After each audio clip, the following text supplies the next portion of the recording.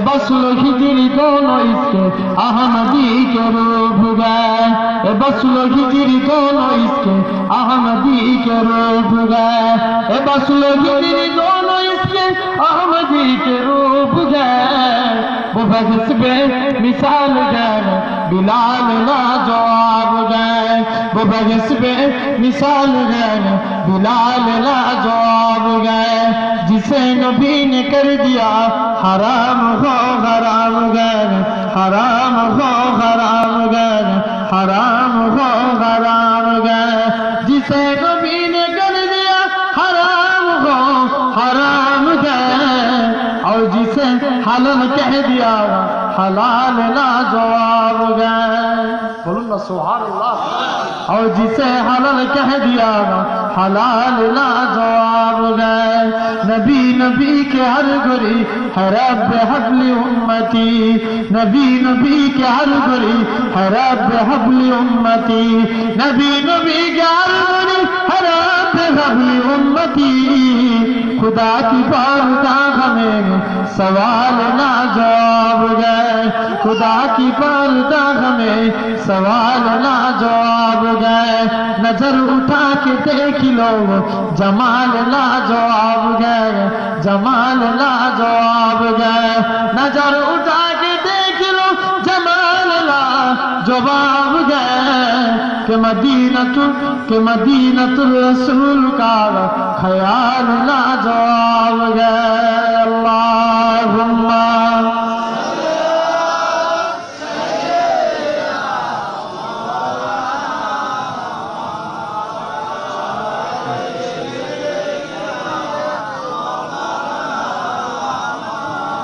ইচ্ছে জাগে আমাদের যেতে মদিনায়, ইচ্ছে জাগে আমাদের যেতে মদিনায়।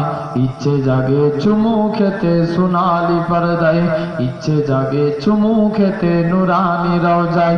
আমি তো দম যেতে পারি না কাবারি কাবা সোনার মদিনা, আমি তো দম যেতে পারি না কাবারি কাবা সোনার মদিনা। তাই তো কেঁদে আমার বুকটা বসায়, তাই তো কেঁদে আমার বুকটা বসায়। তিনি আমার জানের জান, আমার প্রাণের প্রাণ, যাকে হারালে হারাবো আমি দোজাহান, যাকে হারালে হারাবো আমি দোজাহান। যার নাম না নিলে ও মদিনা, যার নাম না নিলে দুয়া কবুল হয় না, হয় না। তোমার বুকে শুয়ে আছেন যে জনা, যাকে সৃষ্টি না করিলে আমার রব্বানা কিছুই সৃষ্টি করতো না। রব্বুল আলামিন তোমারই বুকে পাঠালেন আমার প্রিয় নবীকে, রব্বুল আলামিন তোমারই বুকে পাঠালেন আমার দয়ার নবীকে। সেই কারণে তোমার বাগানে, সেই কারণে তোমার বাগানে পাওয়া যায় কোরআন হাদিস দ্বীন ঈমান। মদিনা আমার জান, মদিনা আমার প্রাণ, মদিনাতে আছেন আমার জানের জান, মদিনাতে আছেন আমার জানের জান। আরশে মুআল্লার চেয়ে দামি তুমি হও, খোদার সৃষ্টিতে তুমি শ্রেষ্ঠ ভূমি হও। আরশে মুআল্লার চেয়ে দামি তুমি হও, খোদার সৃষ্টিতে তুমি শ্রেষ্ঠ ভূমি হও। তোমার বুকে শুয়ে আছে শাইখে মদিনা, জোরে হবে না সুবহানাল্লাহ। তোমার বুকে শুয়ে আছে শাইখে মদিনা। সব ভুলিব কিন্তু তোমায় ভুলতে পারি না। সোনার মদিনা আমার প্রাণের মদিনা, সব ভুলিব কিন্তু তোমায় ভুলতে পারি না। আল্লাহুম্মা সাল্লি আলা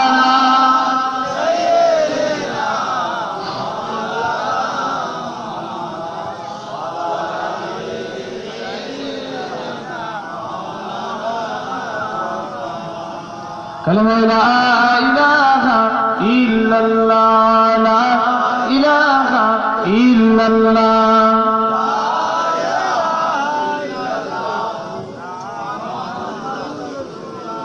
লা রহমানু ইল্লাল্লাহ, লা রাহিমু ইল্লাল্লাহ, লা রহমানু ইল্লাল্লাহ, লা রাহিমু ইল্লাল্লাহ, লা গফফার ইল্লাল্লাহ, লা গাফুর ইল্লাল্লাহ, লা ইলাহা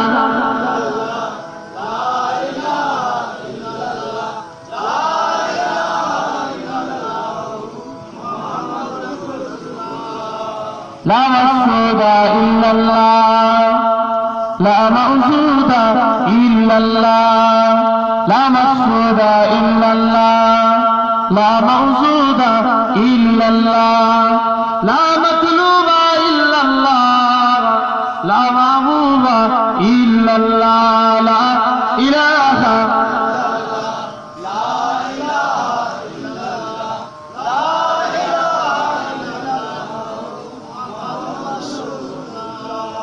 حسبي ربي جل الله، ما في قلبي غير الله، حسبي ربي جل الله، ما في قلبي غير الله، نور محمد صلى الله، حق لا إله إلا الله، لا إله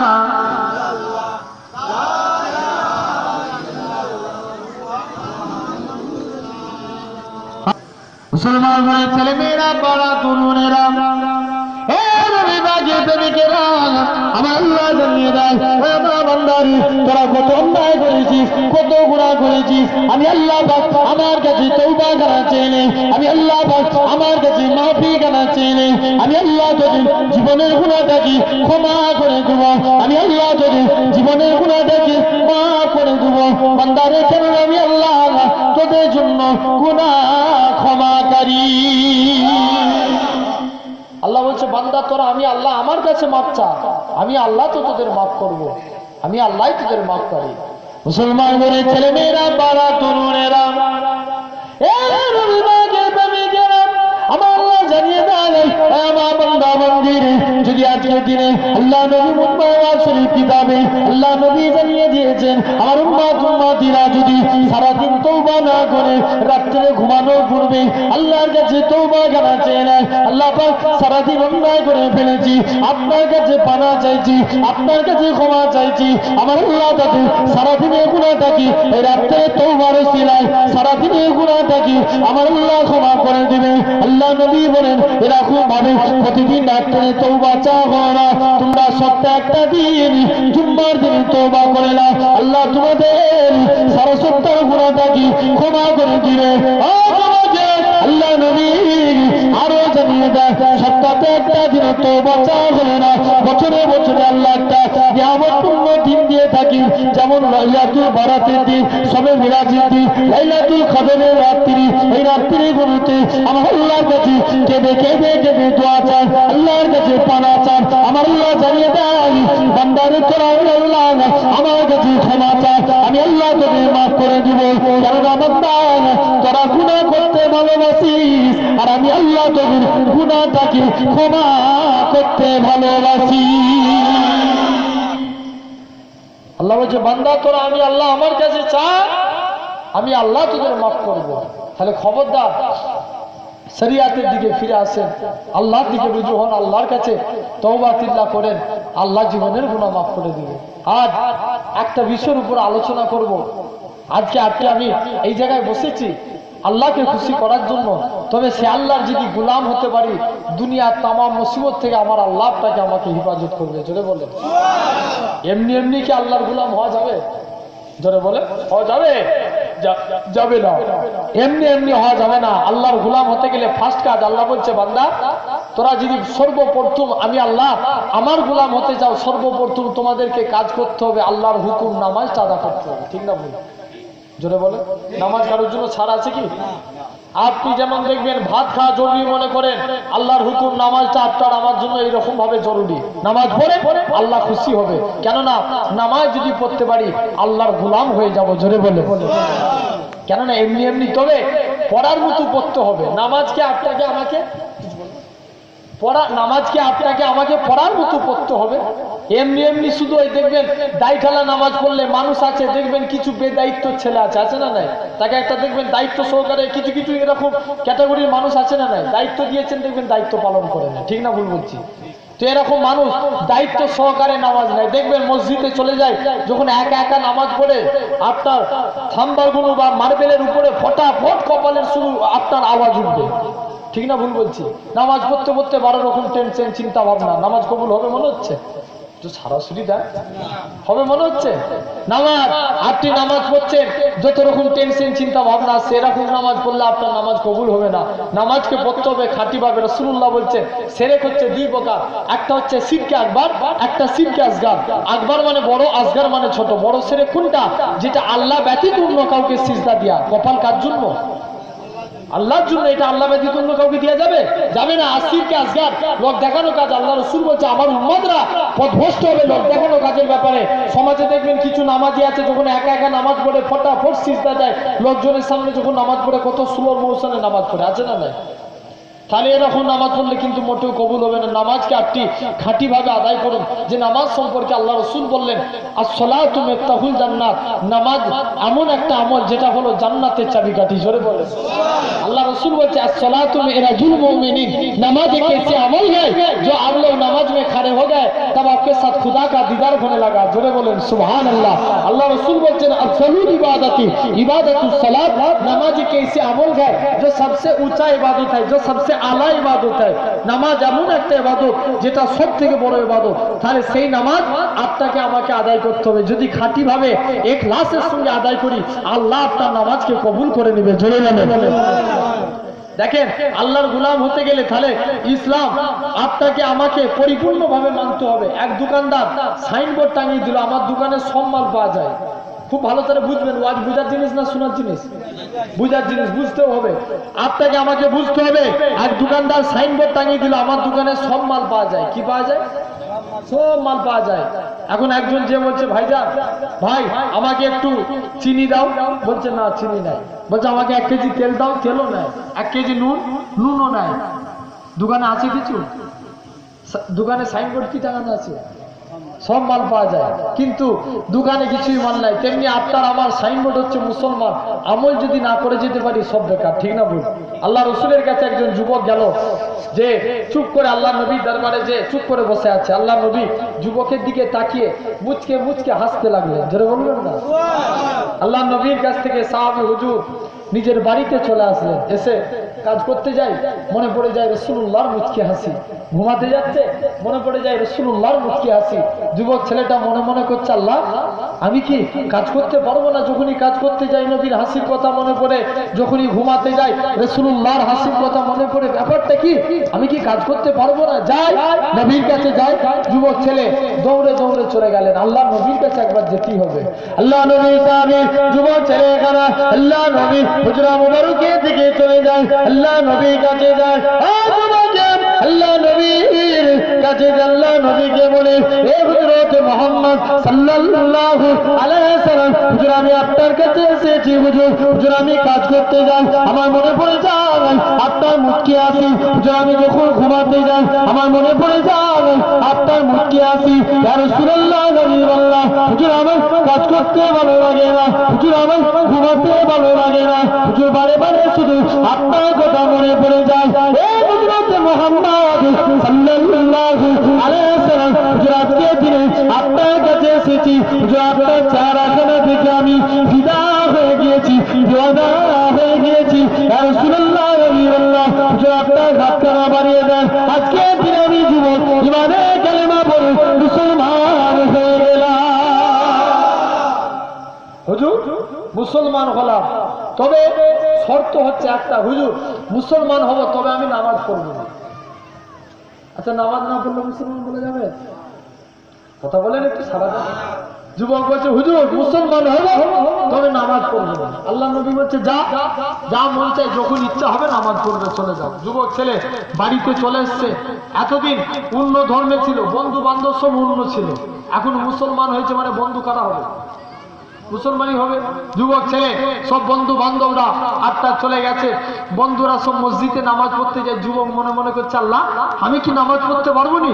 আমার বন্ধুরা কি সুন্দর নামাজ পড়ে, আমি কি নামাজ পড়তে পারবো নি? যাই যে দেখি যুবক ছেলে গেলা মসজিদের মধ্যে আটটা আল্লাহ নবীর কাছে আসলেন, হুজুর আমি যে নামাজ পড়বো নি বলেছিলাম না, তবে আজকের দিন থেকে ওয়াদা করছি হুজুর নামাজ পড়বো কিন্তু উজু করবো না। উজু না করলে নামাজ হবে? কথা বলে হাদিস পাকে এসেছে উজুবু মিফতাহুস সালাত, উজু নামাজের চাবিকাঠি, আর সালাতু মিফতাহুল জান্নাত, আর নামাজ হচ্ছে আল্লাহর জান্নাতের চাবিকাঠি। যুবক যে বলছে হুজুর আমি নামাজ পড়বো তবে কিন্তু আমি উজু করবো না, আল্লাহ নবী বললো যা বাবা যা, তো যখন মন চাই তুমি উজু করে নামাজ পড়বে। যুবক ছেলে বাড়িতে চলে গেছে, যে একদিন মসজিদে ফজরের টাইমে ফজরের সালাত আদায় করবে বলে একদিন মসজিদের দিকে চলে যায়।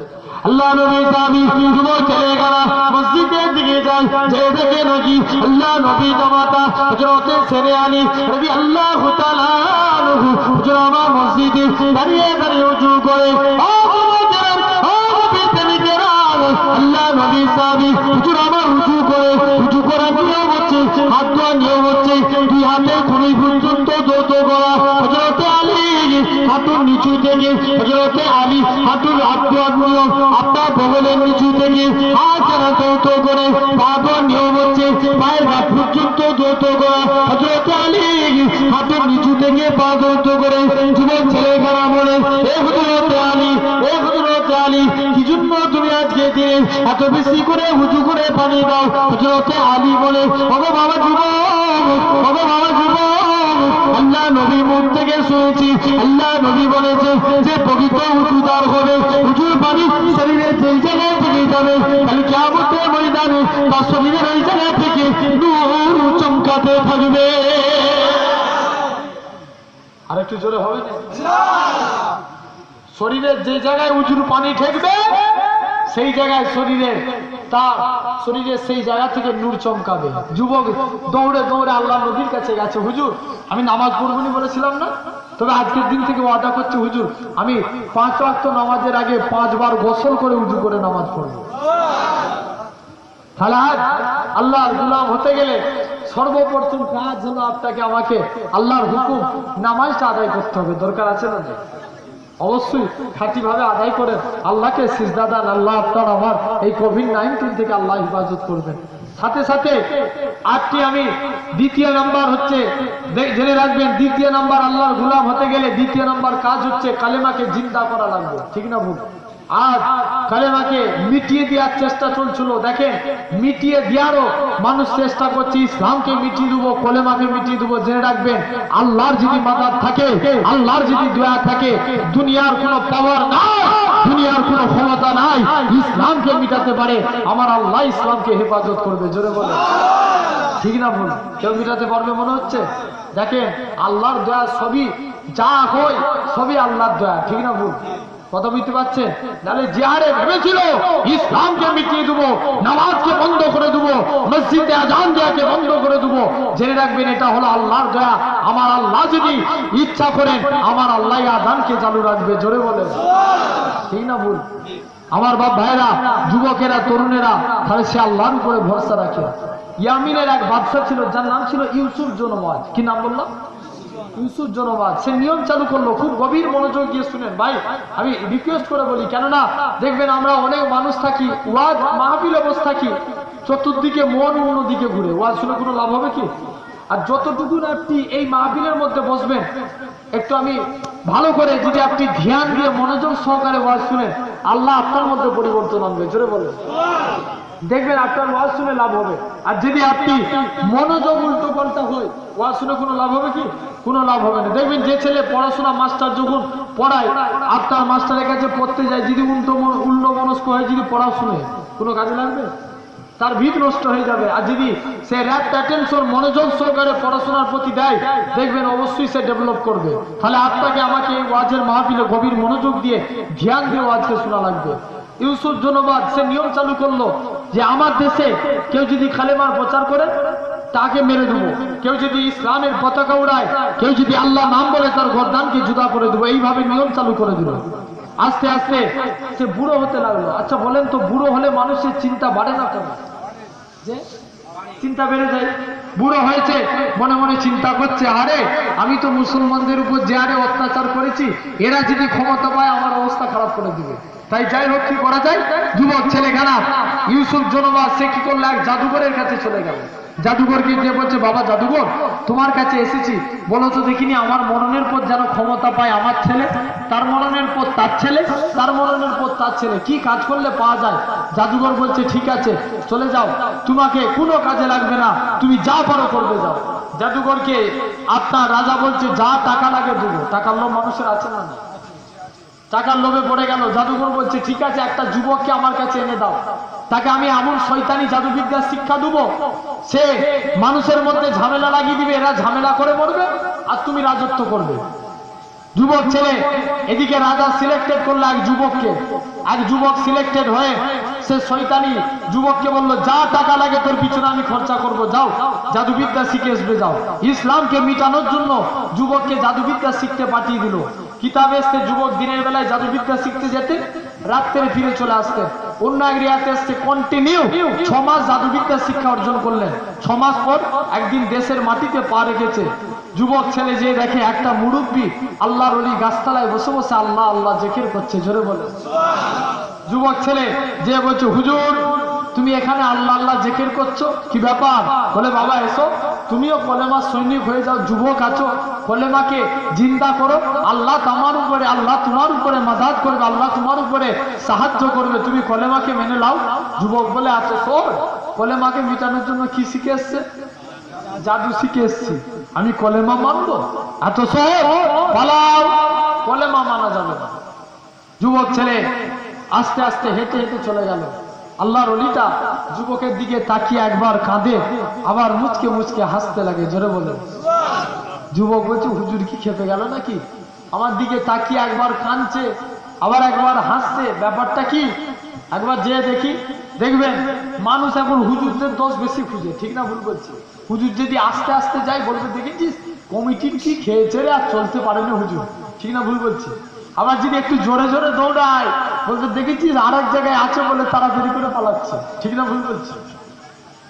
তার যুবক মনে মনে করছে, হুজুর খেপে গেল নাকি, যে দেখি একবার কাঁদছে একবার হাসছে, ব্যাপারটা কি? যুবক চলে গেল, আল্লাহ পাকের ওলি মুরব্বির কাছে চলে আসে, আল্লাহর ওলির কাছে এসে বলে, আল্লাহ পাকের ওলি বলো তো দেখি আজকে তুমি কি জন্য একবার কাঁদো, একবার হাসো কেন? আল্লাহর ওলি গানা কেঁদে কেঁদে বলেছিল, ওগো বাবা যুবক, একদিন তো তোমাকে কবরে যেতে হবে, সেই দিন তুমি কবরে চলে যাবে, তোমার এই সুন্দর চেহারা কবরের মাটি খেয়ে ফেলবে, সেই দিনে তোমার কি হবে? সেই দিনের কথা চিন্তা করে আজকে দিনে আমি কাঁদতে লাগি, কেননা তোমাকে কবরের মাটি তো নিশ্চিন্ন করে ফেলবে, সেই দিনের কথা চিন্তা করে কাঁদি। তবে হুজুর আপনি কেন হাসতে লাগে? ওগো বাবা যুবক, আমি এই জন্য হাসতে লাগি, কেন আমার আল্লাহ ইলহামের মধ্যে জানিয়ে দিয়েছিল, আমার বান্দারে কেঁদে না কেঁদে না, রাজাকে শয়তানি জাদুবিদ্যা শিখতে পাঠিয়েছি ইসলামকে শেষ করার জন্য, আর আমি আল্লাহ জানিয়ে দিলাম এই যুবকের ওসিলায় আমি আল্লাহ ইসলামকে পুনরায় জিন্দা করে দেখাবো। যুবকটা বলে, হুজুর আমি মানা তো দূরের কথা, আমি মানবো না, কেমন করে আমার দ্বারা ইসলাম জিন্দা হবে, আমি কি ইসলামকে মানবো না? আল্লাহর ওলি খানা যুবকটাকে কাছে ডেকে নিল, কাছে জোর করে ডেকে অন্তরে অন্তরে মিলিয়ে দিল, অন্তরে অন্তরে মিলে গেল। যুবক ছেলেখানা বলে, হুজুর ছেড়ে দেন ছেড়ে দেন, আমি আমার অন্তরের চোখ থেকে আল্লাহ পাকের আরশে আজিম দেখতে পাই। হুজুর ছেড়ে দেন, আমি অন্তরের চোখ থেকে আল্লাহর আরশে আজিম দেখতে পাচ্ছি। তাহলে অন্তর পাক মানে পুরো বডিটাই পাক, ঠিক না? হাদিস পাক এসেছে, ইন্না ফিল জাসাদা লামুদগাতুন ইজা সালুহাত সালুহাল জাসাদা কুল্লুহু।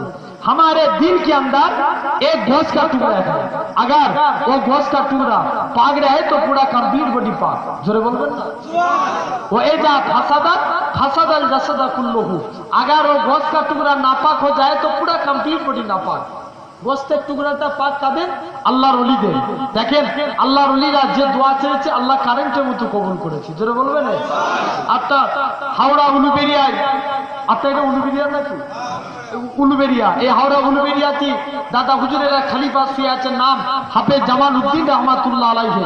হুজুর রাস্তা দিয়ে পার উপার হতে যে অ্যাক্সিডেন্ট হয়ে ইন্তেকাল করে গিয়েছিলেন। ভারতের নিয়ম, অ্যাক্সিডেন্ট হলে কি করতে হবে? পোস্টমর্টম করতে হবে। হুজুরের লাশকে পোস্টমর্টম খানায় নিয়ে চলে গেল। হুজুরের ভক্ত মুরিদ মুহিব্বিনেরা হুজুরের লাশকে পোস্টমর্টম খানায় যেতে দিবে না বলে রাস্তা অবরোধ করে দিল। পুলিশরা বলে না, হুজুরের মুরিদ মুতাকিদিনেরা বলে আমরা আমাদের পীরের লাশকে পোস্টমর্টম খানায় যেতে দেবো না, ময়না খানায় যেতে দেবো না। আল্লাহর ওলির লাশটাকে দাঁড়িপাল্লা ওজন করো, একদিকে আল্লাহর ওলির লাশটাকে রেখে দাও, আর একদিকের পাল্লায় আমরা মুরিদেরা টাকা দিয়ে ভর্তি করে দেবো, তথাপি হুজুরের লাশকে পোস্টমর্টম খানায় যেতে দেবো না। আল্লাহর ওলিরা কাঁদতে লাগে, আল্লাহর ওলির ভক্তরা কাঁদতে লাগে। আল্লাহ বাগের ওলি হযরতে হাফেজ জামালউদ্দিন রহমাতুল্লাহ আলাইহি মুরিদ মুতাকিদিনেরা কেঁদে কেঁদে জবাব দিয়েছিল, আমাদের পীরের লাশটাকে পোস্টমর্টম খানায় নিয়ে যেও না, ময়না খানায় নিয়ে যেও না, আমরা দাঁড়িপাল্লার দিকে টাকা দিয়ে ভর্তি করে দেবো। আল্লাহর ওলির লাশটাকে পোস্টমর্টম খানায় নিয়ে চলে গেল। একটু গাড়ি ছুরি দিয়ে চালিয়েছে, একটু গাড়ি ছুরি দিয়ে কেটেছে, ওই কাটা অংশটা থেকে তখনও পর্যন্ত আল্লাহ আল্লাহ আল্লাহ আল্লাহ আওয়াজ করে ভেসে উঠেছে।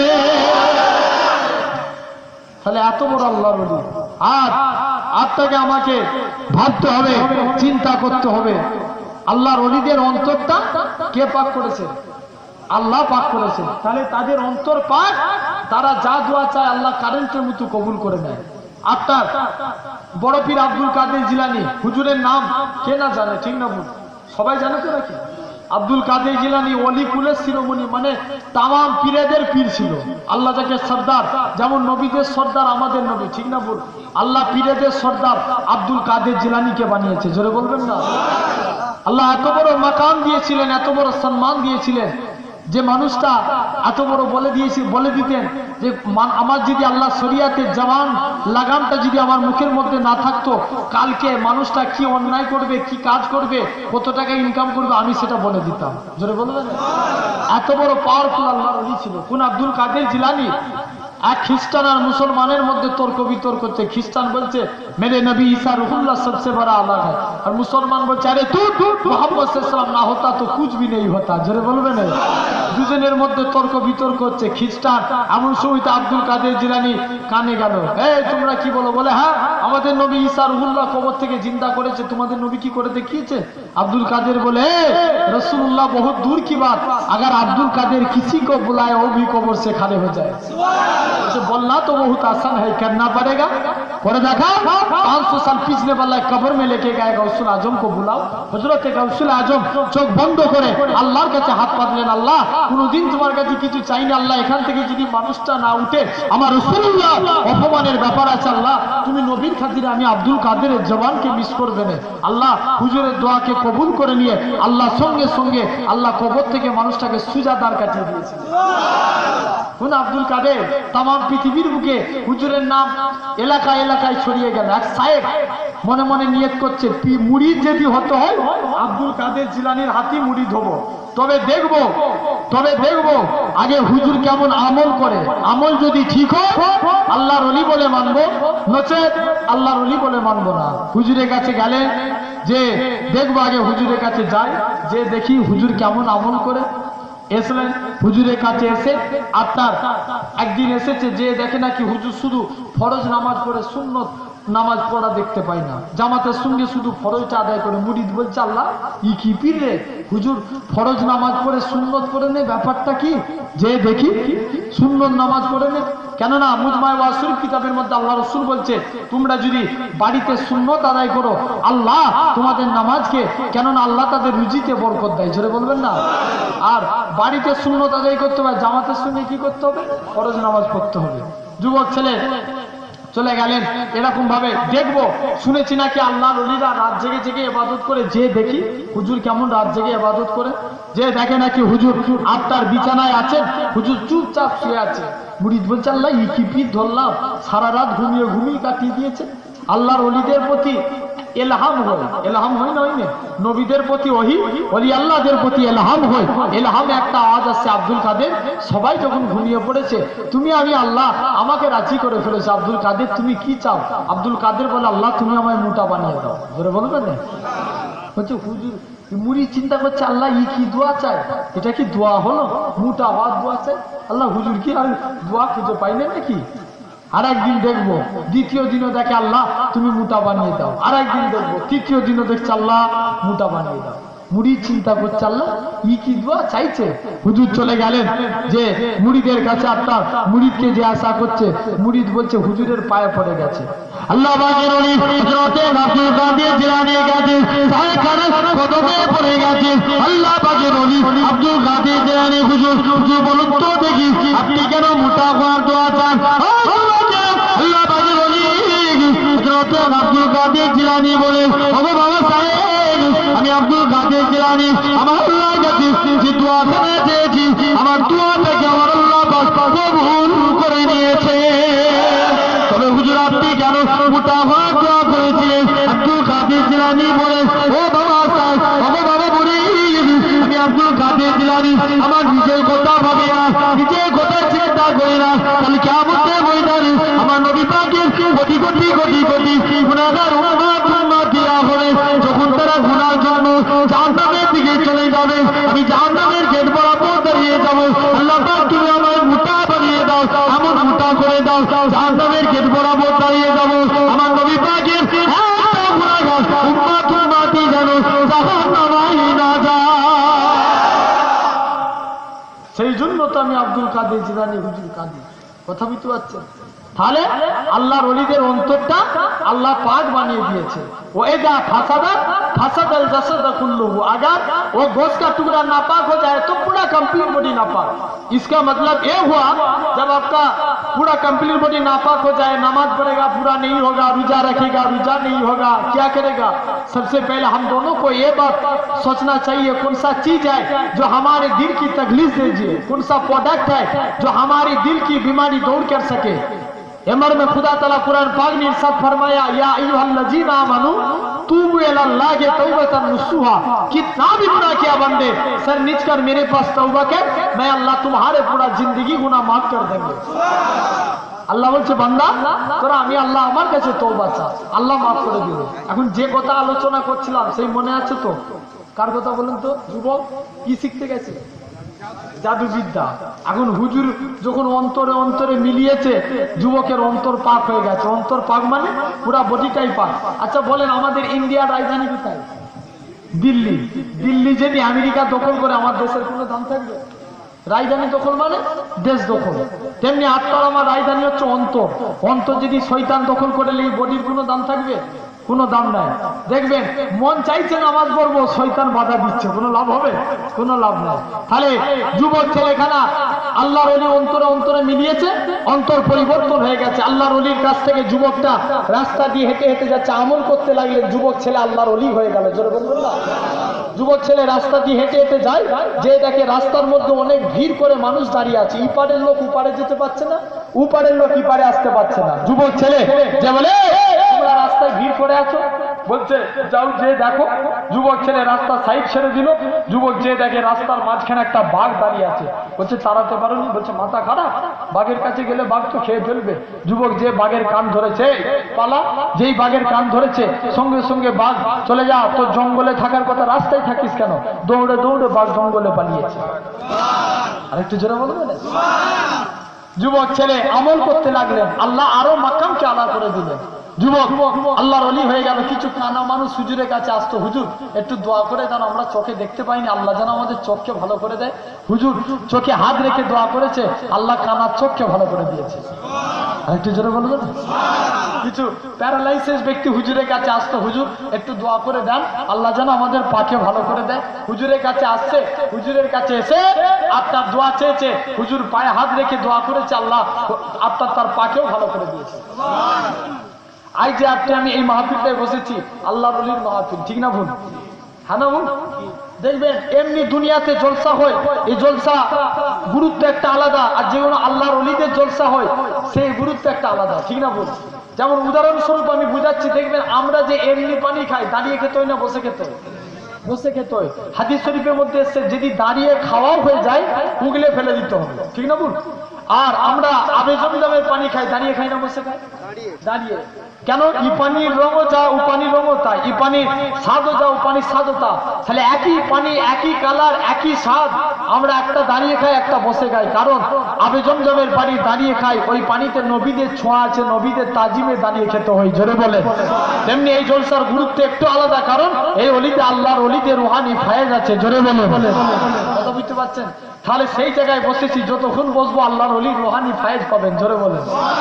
আমার বাপ ভাইরা, তেমন সময়তে যুবক ছেলের নাম দেশ বিদেশে ছড়িয়ে গেল। এখন রাজার যে মন্ত্রী তার চোখ ছিল কানা। কার? রাজা মন্ত্রীর চোখ কানা। মন্ত্রী বলছে যে দেখি, যুবকের কাছে যাই, যে দেখি চোখ ভালো হয়, কিছু সামান টাকা পয়সা নিয়ে যুবকের কাছে এসে হাজির। যুবক, তোমার কাছে এসেছি, চোখ ভালো করে দাও। তার আগে যুবক মনে মনে নিয়ত করছে এই ফিরি আর লোকের রোগ সারাবো না। যে খানায় এসে হুজুরের কাছে এসে হুজুরের ছোঁয়াতে ভালো হয়ে যায়, বলছে ফিরি আর কারো রোগ সারাবো না। এবার বলবো আগে কলেমা পড়, তবে রোগ চোখ ভালো হবে, জোরে বলবে না? এখন এক কানা এসে হুজুর দোয়া করে কলেমা পড়, হুজুরের কাছে এসেছে, হুজুর আপনার কলেমা পড়িয়েছে, হুজুর দোয়া করেছে, আল্লাহ কানার চোখকে ভালো করে দিয়েছে। এখন রাজার মন্ত্রী সে এসে রাজার আপনার যুবকের কাছে এসে বলছে যুবক আমার চোখ ভালো করে দাও। যুবক বলছে চোখ ভালো করা মালিক কে? জোরে বলেন কে? আল্লাহ। চোখ ভালো করা মালিক তো আমার আল্লাহ, আমি কে?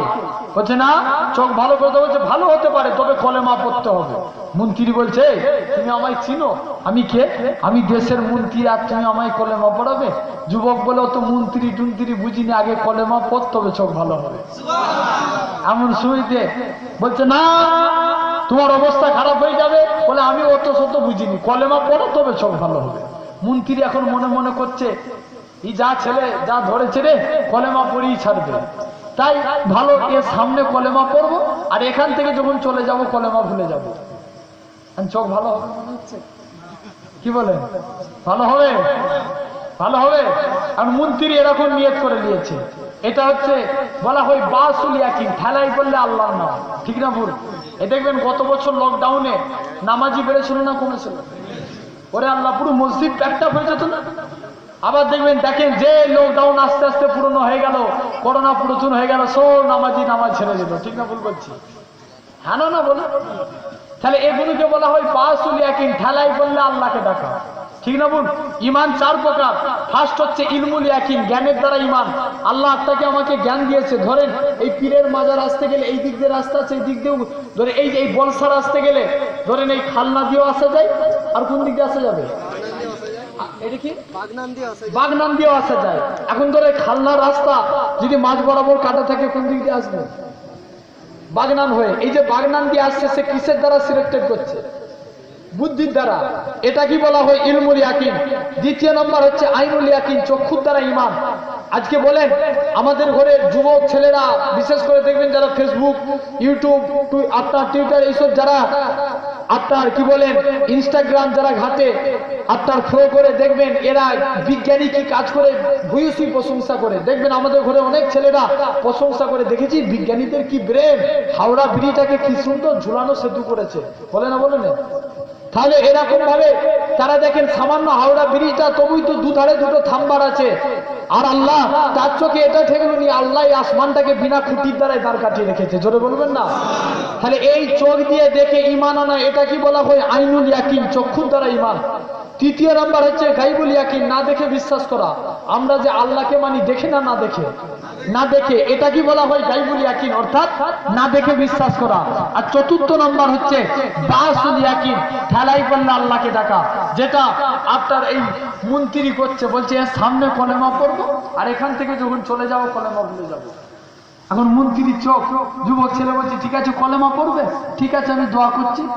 আল্লাহ পাকের ওলি যুবক আব্দুল্লাহ রহমান আব্দুল্লাহ আলাইহি মন্ত্রীর চোখের উপরে হাত রেখে আল্লাহর কাছে কেঁদে দোয়া চেয়েছিল, আল্লাহ পাক ও রব্বুল আলামিন, আল্লাহ তুমি মন্ত্রীর চোখটাকে ভালো করে দাও। মন্ত্রীর চোখ যদি ভালো হয়ে যায়, আমি যুবক তোমার কাছে ওয়াদা করলাম পার্লামেন্টে ইসলামের ঝান্ডা উড়াবো।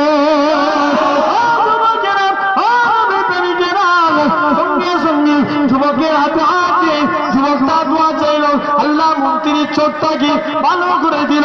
মন্ত্রী খানা বলে, যুবক এবার আমি চলে যাব, বলে মা খানা ভুলে যাব। মন্ত্রী খানা বলে, যুবক আমাদের রাজা একজনকে জাদুবিদ্যা শিখতে পাঠিয়েছে, সে এলে তোমার ব্যবস্থা হয়ে যাবে।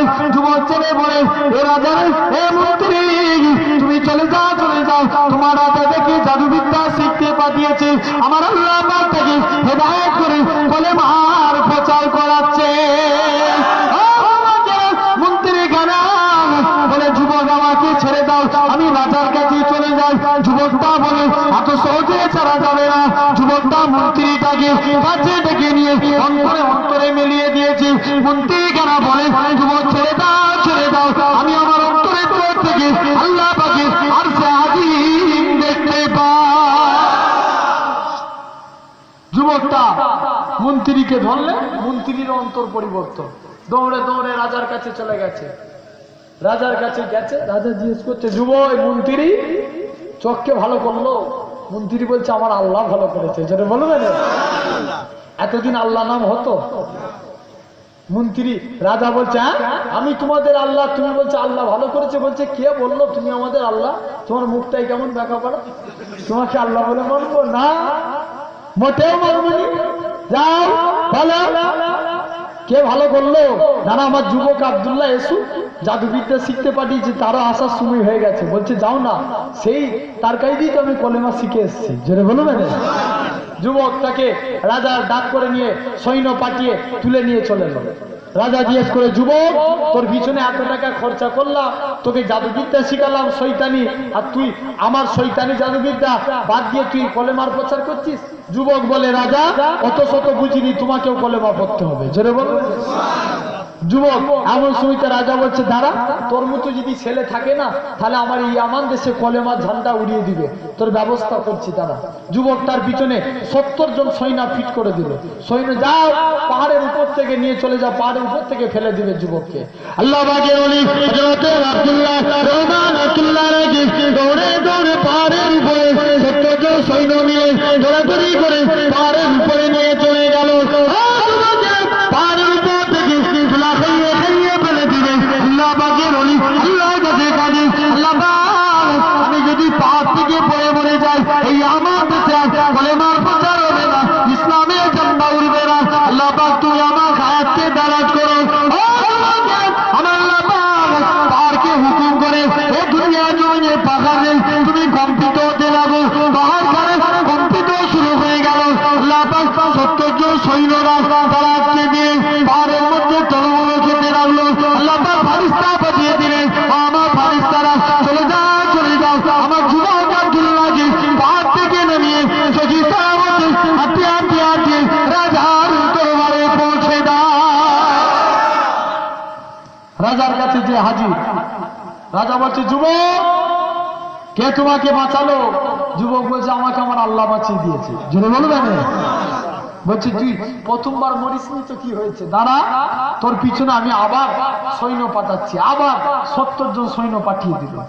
আল্লাহ পাকের ওলি হযরত যুবক আব্দুল্লাহ রহমান আব্দুল্লাহ রাজি 70 জন সৈন্য মিলে ধরাধরি করে সমুদ্রে নিয়ে চলে গেল। আল্লাহর ওলিকে নৌকায় করে চাপিয়ে নিয়ে আর সমুদ্রতে ধরাধরি করে ফেলে দেওয়া বলে, আল্লাহর ওলি আল্লাহ কাছে কাঁদে, আল্লাহ পাক তুমি যদি সমুদ্রে পড়ে মারা যায়, বলে মার আর প্রচার হবে না। আল্লাহ তুমি আমার হায়াতকে দারাজ করো। আল্লাহর ওলি আল্লাহ পাক সমুদ্রের পানিকে হুকুম করে দিল, এ দরিয়ার পানি তুমি উত্তাল হয়ে যাও। দরিয়ার পানি উত্তাল হয়ে গেল, নৌকা ডুবি হয়ে গেল। 70 জন সৈন্যরা নদীর পানিতে দরিয়ার পানিতে তারা হাবুডুবু খেতে লাগে। আল্লাহ পাক ফারিস্তা পাঠিয়ে দিলেন, আমার ফারিস্তারা চলে যাও, চলে যাও, আমার যুবক আব্দুল্লাহকে পানির উপরে ভাসাতে ভাসাতে রাজার কাছে পৌঁছে দাও। রাজার কাছে চলে গেল। রাজা বলে, এবার তোকে কে বাঁচিয়েছে? আমার আল্লাহ বাঁচিয়েছে।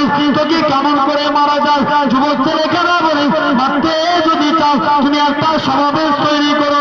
এই সমাবেশে এলাকার প্রতিটা নাগরিক হাজির হবে। এই নাগরিকরা সমাবেশে হাজির হবে।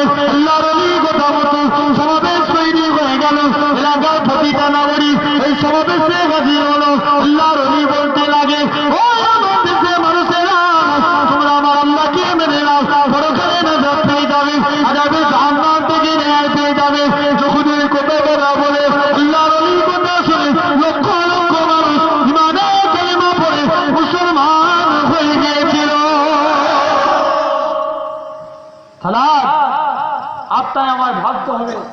আল্লাহর গোলাম যদি আপনি আমি হতে চাই, কলেমাকে জিন্দা করা লাগবে, ঠিক না ভুল? দ্বিতীয় কাজ কি? কলেমাকে জিন্দা করতে হবে। প্রথম কাজ নামাজ পড়তে হবে, মনে আছে তো ভাই? প্রথমেই বলেছি ওয়াজ খুব ধ্যান দিয়ে বুঝেন। তৃতীয় নাম্বার আমল হচ্ছে আল্লাহর গোলাম আমি আপনি যদি হতে চাই, জীবনে অহংকার আনা যাবে না। যাবে? কি মনে হয় যাবে? এতটুকু অহংকার যদি চলে আসে সব বেকার হয়ে যাবে, ঠিক না ভুল বলছি? অনেক বড় হিস্ট্রি, আলোচনা হবে না, শেষ করে দেবো না। একটা বুঝুন তো না, 12টা না। আমার বাপ ভাইরা, যুবকেরা, তরুণেরা, কেননা আজ আজকে আমি একবার দরুদ পড়েন তো, আল্লাহুম্মা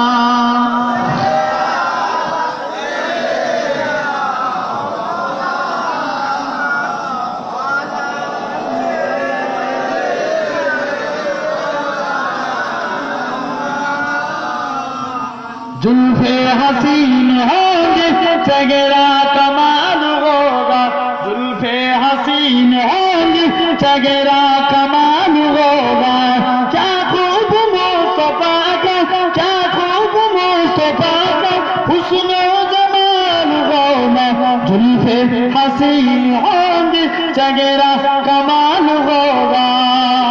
जोरे होवे ने, আরেকটু জোরে হবে না? সুবহানাল্লাহ।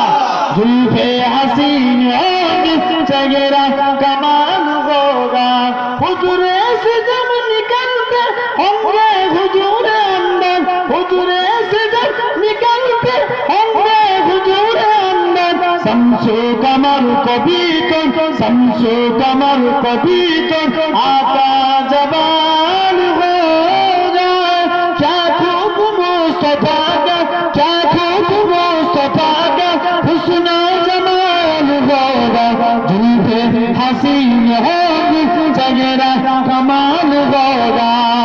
जोरे হবে না? আরেকটু জোরে হবে না? जुल्फे हसीन होंगे चेहरा कमाल होगा, रंग जो मलाल कोई रंगता न होगा बाकी, रंग जो मलाल कोई रंगता न होगा बाकी, तकता मेरे नबी को, तकता मेरे नबी को जिस दम बिलाल होगा, क्या खूब मुस्तफा का, क्या खूब मुस्तफा का हुस्न जमाल होगा, जुल्फे हसीन होंगे चेहरा कमाल होगा, जुल्फे हसीन होंगे चेहरा कमाल होगा, कह दूंगा है फरिश्तों मैं उनका उम्मती हूँ। আরেকটু জোরে হবে না? कह दूंगा है फरिश्तों मैं उनका उम्मती हूँ, कह दूंगा मैं फरिश्तों मैं उनका उम्मती हूँ, मुझसे अगर लहज में, मुझसे अगर लहज में कोई सवाल होगा, क्या खूब मुस्तफा का, क्या खूब मुस्तफा का हुस्न जमाल होगा, जुल्फे हसीन होंगे चेहरा कमाल होगा, जुल्फे हसीन होंगे चेहरा कमाल होगा। अल्लाहुम्मा सल्ली अला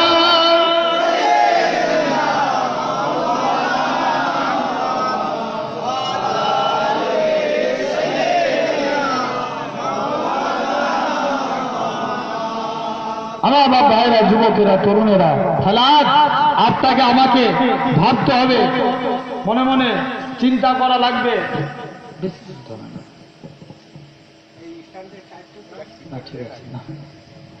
আজ আপনাকে আমাকে চিন্তা করা লাগবে, কেননা আপনাকে আমাকে ভাবতে হবে। তাহলে জীবনে আল্লাহর গোলাম হতে গেলে কি করা যাবে না? অহংকার।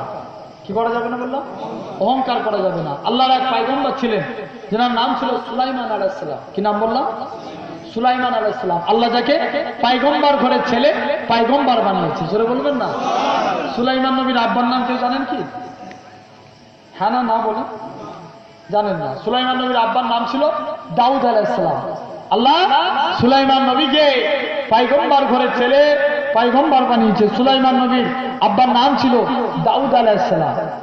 দাউদ আলাইহিস সালাম ইন্তেকাল হয়ে গেলে আল্লাহ পাক দাউদ আলাইহিস সালাম ইন্তেকালের পর আল্লাহ সুলাইমান নবীকে ক্ষমতা দিলেন, সিংহাসনে বসলেন। সিংহাসনে বসে ক্ষমতা পেলেন। ক্ষমতা পেয়ে সুলাইমান নবী ঘোষণা করে দিল, হে আমার রাজা মন্ত্রীরা যাও, আমি সুলাইমান নবী ঘোষণা করতে চাই, তোমরা যে আজকের দিনে ঘোষণা করো আমি সুলাইমান নবী একটা বিয়ে করতে চাই। কি করবে?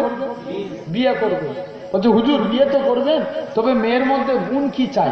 হুজুর আপনি তো বিয়ে করবেন, মেয়ের মধ্যে কি গুণ চাই? আল্লাহর পয়গম্বর সুলাইমান আলাইহিস সালাম বলে মেয়ের মধ্যে গুণ চাই, মেয়ের মধ্যে গুণ হলো 4টে গুণ চাই। আল্লাহ পাকের পয়গম্বর হযরত সুলাইমান আলাইহিস সালাম বলে, আমাদের সে রাজা মন্ত্রীরা আমি সুলাইমান নবী জানিয়ে দিলাম, তোমরা 4টে গুণের কারণে মেয়েকে আমানতদার হওয়া লাগবে, মেয়েকে পর্দানসিনা হওয়া লাগবে, মেয়েকে সৌন্দর্য হওয়া লাগবে, মেয়েকে দিনদার হওয়া লাগবে। এই 4টে গুণ যদি মেয়ের মধ্যে থাকে আমি সুলাইমান নবী তাকে বিয়ে করতে রাজি। কটা গুণ বললো? 4টে। এখন আজ বর্তমানে আপনারা আমার বিয়ে করতে গেলে 4টে গুণ লাগবে। কটা? 4টে। রাসূলুল্লাহ হাদিস শরীফের মধ্যে বলছে তোমরা 4টে গুণের কারণে নারীদেরকে বিয়ে করবে। নাম্বার 1 তার সৌন্দর্য, নাম্বার 2 তার ধন সম্পত্তি, নাম্বার 3 তার বংশমর্যাদা সম্মান, নাম্বার 4 তার দিনের দিকটাকে লক্ষ্য করবে। এখন কেননা বুঝার বিষয় হলো, দেখবেন নারীদেরকে বিয়ে করা সৌন্দর্য। ধরেন আজ আমার এই ভাইটা যুবক, দেখতে ভালো, বুড়ো হলে একই কি দেখতে থাকবে? পরিবর্তন হবে। আপনার তাহলে সৌন্দর্য ক্ষণিকের জন্য। ধরেন টাকা পয়সা, আজ মানুষের টাকা আছে, ভবিষ্যতে নাও থাকতে পারে, ঠিক না ভুল? বা এখন নাই, ভবিষ্যতে আল্লাহ দিয়ে দিতেও পারে, ঠিক না ভুল? আবার দেখবেন সম্মান, আজ আল্লাহ তোমার সম্মান দিয়েছে, কাল নাও থাকতে পারে। রাসূলুল্লাহ বলছেন প্রথম 3টে ক্ষণিকের জন্য, তবে তোমরা নারীদেরকে বিয়ে করবে লাস্টের দিনের দিকটাকে লক্ষ্য করে বিয়ে করবে। যদি দিনের দিককে লক্ষ্য করে বিয়ে করো না করো, আমি রাসূলুল্লাহ বললাম তারা বাদ ইয়াদাকা, তোমাদের 2 হস্ত ধুলোয় ধূসারিত হোক। আল্লাহ নবী বদদুয়া দিলেন। তাহলে আপনাকে আমাকে নারীকে দেখবেন, আমার আপনার ঘরের ছেলেরা যদি বিয়ে করতে যায়, মেয়ের বাপ কত টাকা দিবে, দিলেই বিয়ে হবে, ঠিক না ভুল বলছি? বাস্তব হচ্ছে না, হয়নি? বলেন এমনও ছেলেরা দেখে মেয়ে দেখতে ভালো, ফর্সা হলেই মেয়ের সঙ্গে বিয়ে, ঠিক না ভুল বলছি? তাহলে আজ এই পরিস্থিতি দেখে কিন্তু আমরা একবারও দিনের দিকটাকে ভাবি না। সুলাইমান নবী কটা গুণ বলেছে? 4টে গুণ। সুলাইমান নবী ঘোষণা করে দিল, পাড়ায় পাড়ায় ঘোষণা হয়ে গেল। যারা মাছ ধরে তাদেরকে কি বলে? জেলে। যারা সাপ ধরে সাপুরে। জেলে পাড়ায়, সাপুরে পাড়ায় খবর চলে গেল আল্লাহর পয়গম্বর সুলাইমান আলাইহিস সালাম বিয়ে করতে চায়। এক জেলে মাছ ধরে রাস্তা দিয়ে হেঁটে হেঁটে আসছে, আপনার বাজারে কানা ঘুষা হয় না মানুষের মধ্যে? কানা ঘুষা হচ্ছে, সুলাইমান নবী বিয়ে করবে, মেয়ের 4টে গুণ চাই। 4টে গুণ বাজারে বলছে, মেয়েকে আমানতদার হওয়া লাগবে, পর্দানসিনা হওয়া লাগবে, সৌন্দর্য হওয়া লাগবে, মেয়েকে দিনদার হওয়া লাগবে। জেলে বলছে আল্লাহ আমার মেয়ের মধ্যে তো 4টে গুণ আছে, আল্লাহ আমার মেয়ের সঙ্গে যদি জেলের মেয়ে আমার মেয়ের সঙ্গে যদি সুলাইমান নবীর বিয়ে দেওয়া যায় কেমন হবে? যায় যে স্ত্রীর সঙ্গে একটু আলোচনা করি। জেলে দৌড়ে দৌড়ে গেছে, স্ত্রী বলো তো দেখি আমার মেয়ের সঙ্গে সুলাইমান নবী বিয়ে করতে চাই 4টে গুণের কারণে, আমার মেয়ের মধ্যে এই গুণ মিলে যাবে। স্ত্রী আমার মেয়ের সঙ্গে সুলাইমান নবীর বিয়ে দিলে কেমন হবে? স্ত্রী বলছে স্বামী সুলাইমানের সঙ্গে যদি মেয়ের বিয়ে দিয়ে এটা তো খুব ভালো, ভালো কথা, তবে সুলাইমান অনেক বড় লোক, আমরা অনেক গরিব, সুলাইমান কি আমাদের বিয়ে করবে? আমরা গরিব, জেলেদের ঘরে সুলাইমান বিয়ে করবে না, তাই বেকার বেকার আশা না করে নিজের কাজ নিজে করবে। যান আপনাকে অত আশা করতে হবে না। এখন স্ত্রী বলে দিয়েছে, স্বামীর কাজ কি করা? কি করা? মাছ ধরা। মাছ ধরা, দৌড়ে দৌড়ে মাছ ধরতে চলে গেছে। এখন বলেন একটা বর্তমানে সিস্টেম আছে, দেখবেন আগেকার যুগের একটা সিস্টেম ছিল, স্বামীদের কথা মতো স্ত্রীরা চলতো, ঠিক না ভুল? হ্যাঁ না, না বলেন? মুরব্বী বাপগুলোকে সব জিজ্ঞেস করো, আগেকার যুগে এটা সম্মান ছিল, কিন্তু এখন সিস্টেম চেঞ্জ হয়ে গেছে। স্ত্রী যেটা বলবে স্বামীকে সেটা শুনতে হবে। নারী কপালে খারাপই আছে, ঠিক না ভুল বলছি? আমার বাপ ভাইরা, যুবকেরা, তরুণেরা, কেননা আজ আমার হয়তো মাইক্রোফোনের আওয়াজ অনেক মা বোনের আওয়াজ শুনছেন, মা বোনগুলোকে বলে যায় স্বামীদের ইজ্জত করতে শিখেন। স্বামীদের ইজ্জত করতে পারলে আল্লাহ জান্নাত পেয়ে যাবেন, জোরে বলে।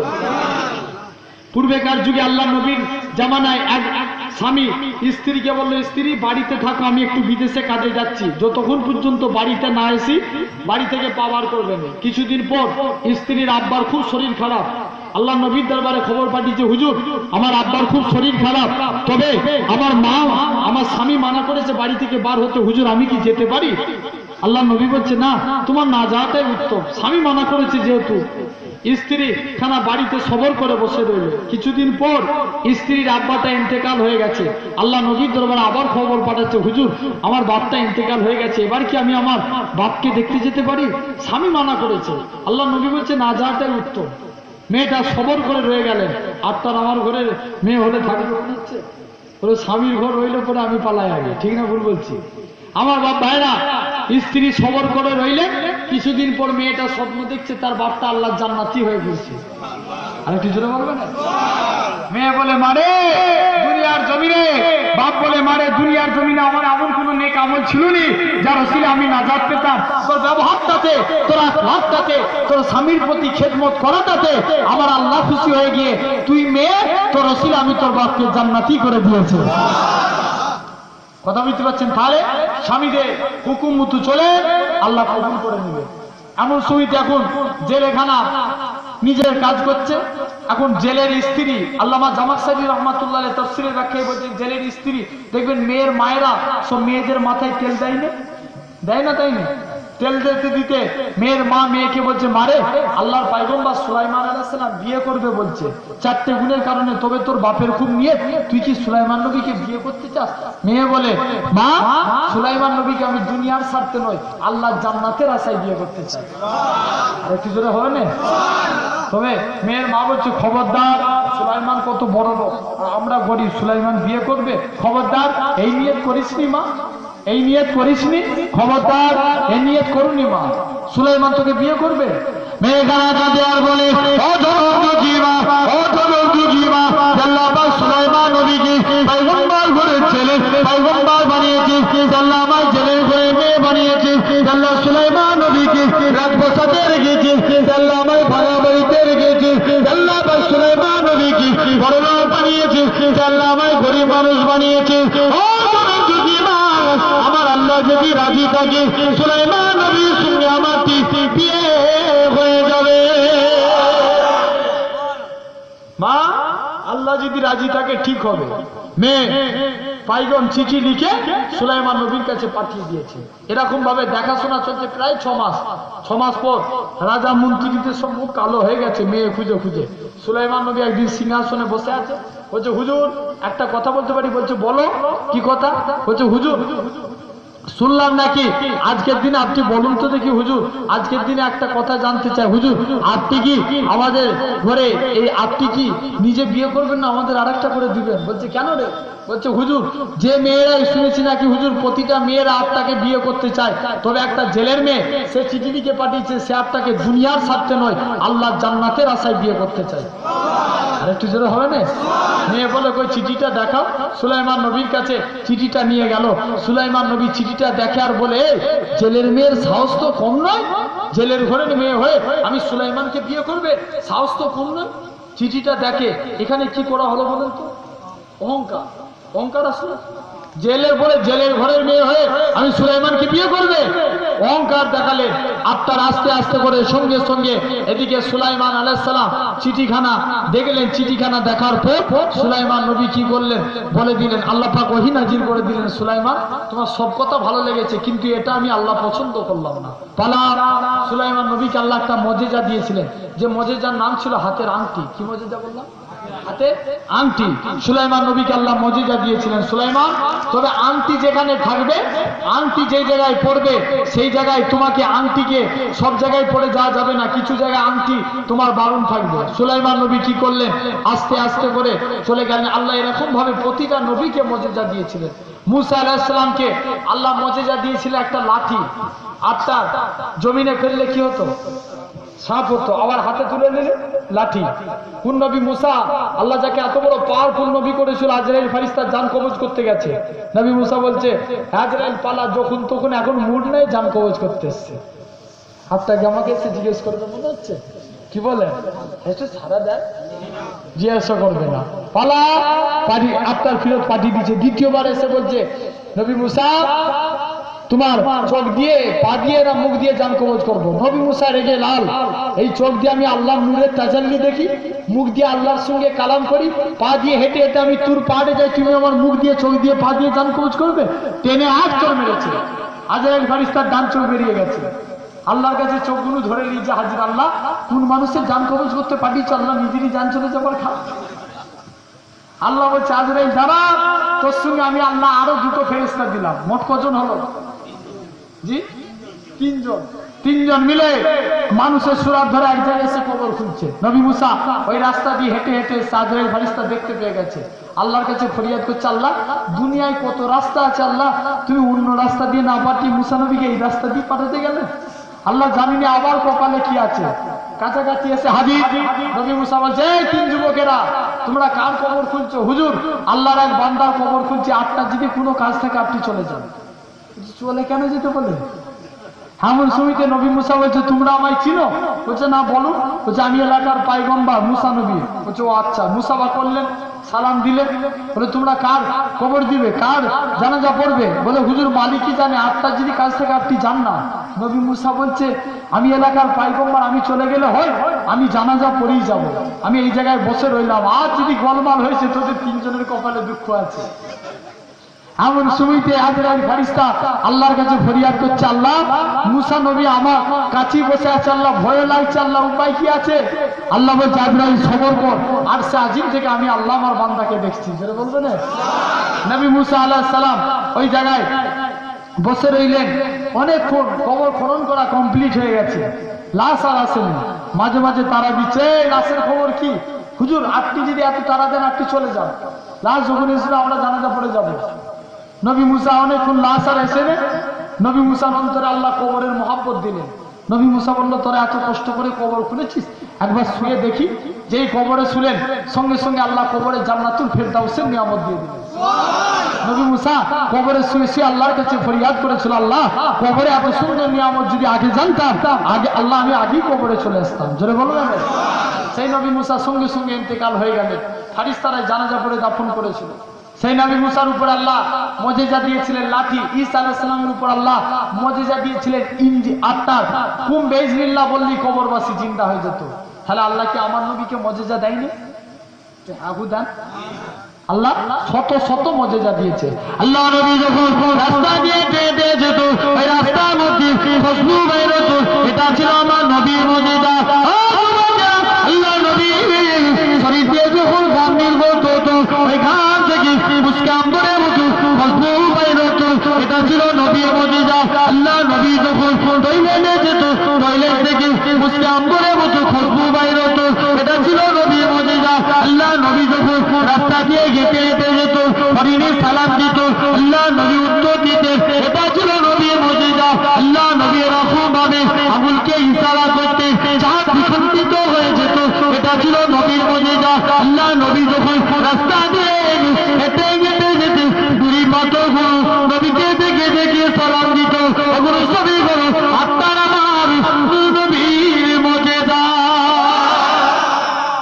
আল্লাহ শত শত মুজিজা দিয়েছিল। মুসা আলাইহিস সালামকে আল্লাহ এরকম আমার নবীকে মুজিজা দিয়েছিলেন। তাহলে ঈসা আলাইহিস সালামকে আল্লাহ কি মুজিজা দিয়েছিল বললাম একটু আগে। আপনার হযরতে সুলাইমান নবীকে আল্লাহ মুজিজা কি দিয়েছিল? আংটি। আল্লাহ বলে সুলাইমান আংটি যতদিন তোমার হাতে দুনিয়ার মানুষ গোলাম তোমার, আংটি না থাকলে কেউ গোলাম নয়। তবে বাথরুমে গেলে আংটি খুলে যেতে হবে, ওয়াশরুমে গেলে আংটি খুলে যেতে হবে। সুলাইমান নবীকে বাথরুম পেয়েছে। সুলাইমান নবী কি করলো? তার প্রিয় দেহরক্ষী ছিল আসিফ বিন বারখিয়া, তাকে বললো আসিফ সামনের দিকে তাকিয়ে থাকো, উল্টো দিকে তাকালি চাকরি শেষ। কোথায় তাকাতে বলছে? সামনের দিকে, কোনো দিকে চোখ ঘোরানো যাবে না। আসিফ সামনের দিকে তাকিয়ে রইল। আস্তে আস্তে করে আংটিটা খুলে সিংহাসনের পাশে রেখে সুলাইমান নবী বাথরুমে গেল। এদিকে এক জিন শয়তান, যার নাম তাফসীরের ব্যাখ্যা এসেছে সখরা, সে আপনার সুলাইমান নবীর সুরাত ধরে আপনার সিংহাসনে এসে বসে গেছে। সিংহাসনে বসে আপনার সিংহাসন চালাচ্ছে, আপনার সিংহাসনে বসে পড়েছে। এদিকে সুলাইমান নবী, আসল সুলাইমান বাথরুমে আছে। কোথায় আছে? বাথরুমে। সিংহাসন চালাচ্ছে কে? শয়তান। কে? জোরে বলো একটু। দেশ চালাচ্ছে কে এখন? আরো জোরে বলেন। শয়তান। এখন শয়তানের হাতে দেশের ক্ষমতা। এদিকে শয়তান বলছে, ঘোষণা করছে, আংটি দেখতে পেয়েছে, আংটিটা পরে নিয়েছে।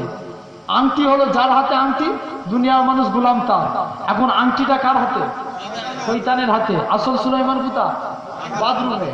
সুলাইমান নবী আটটার আংটিখানা, এদিকে শয়তান আংটি পড়েছে, শয়তান আংটি পরে বলছে, রাজা মন্ত্রীরা, আমার মতো একটা নকল সুলাইমান বেরিয়েছে, সেম আমার মতো দেখতে, যেখানে দেখতে পাবে একটু উত্তম মধ্যম দিয়ে দিবে। এখন সুলাইমান নবীকে বাথরুম থেকে বার করবো তো নাকি? কি বলেন? হ্যাঁ না না। বাথরুম থেকে সুলাইমান নবী বাথরুম থেকে বাইর হলেন।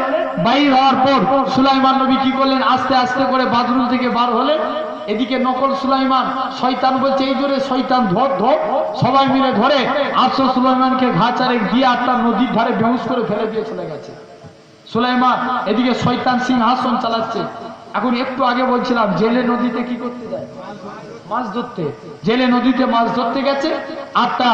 এদিকে যে সুলাইমান নবী নদীর ধারে পড়ে আছে, জেলে আটটা নদীর ধারে আস্তে আস্তে হেঁটে হেঁটে যাচ্ছে। জেলে দেখতে পেয়ে গেল একটা যুবক নদীর ধারে পড়ে আছে।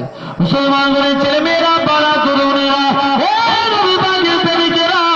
জেলের উত্তরে মায়া চলে আসলো। জেলেখানা দৌড়ে দৌড়ে গেলে নদী থেকে একটু পানি তুলে নিয়ে আল্লাহ পয়গম্বরের মাথায় দিয়ে দিলে। যে মাথায় দিয়ে দিলে সঙ্গে সঙ্গে আমার আল্লাহ সুলাইমান নবী হুঁশকে ফিরিয়ে দিয়েছিলেন। সুলাইমান নবীর হুঁশ ফিরে গেল। জেলেখানা বলে, ওগো বাবা যুবক, বলো তো দেখি কোন অপরাধে তোমাকে মারা হয়েছে, জন্য তোমাকে মেরেছে? সুলাইমান নবী মনে মনে চিন্তা করে, এখন যদি বলে দিই আমাকে নকল সুলাইমান বলে মেরেছে, কিন্তু আমি আসল সুলাইমান, তাহলে জেলের হাতেও মার খাবো। না না না না, কি কথা বলা যাবে না, ঠিকমতো কথা বলতে হবে। জেলেখানা কি করলো? আস্তে আস্তে করে জেলেখানা কি করলো?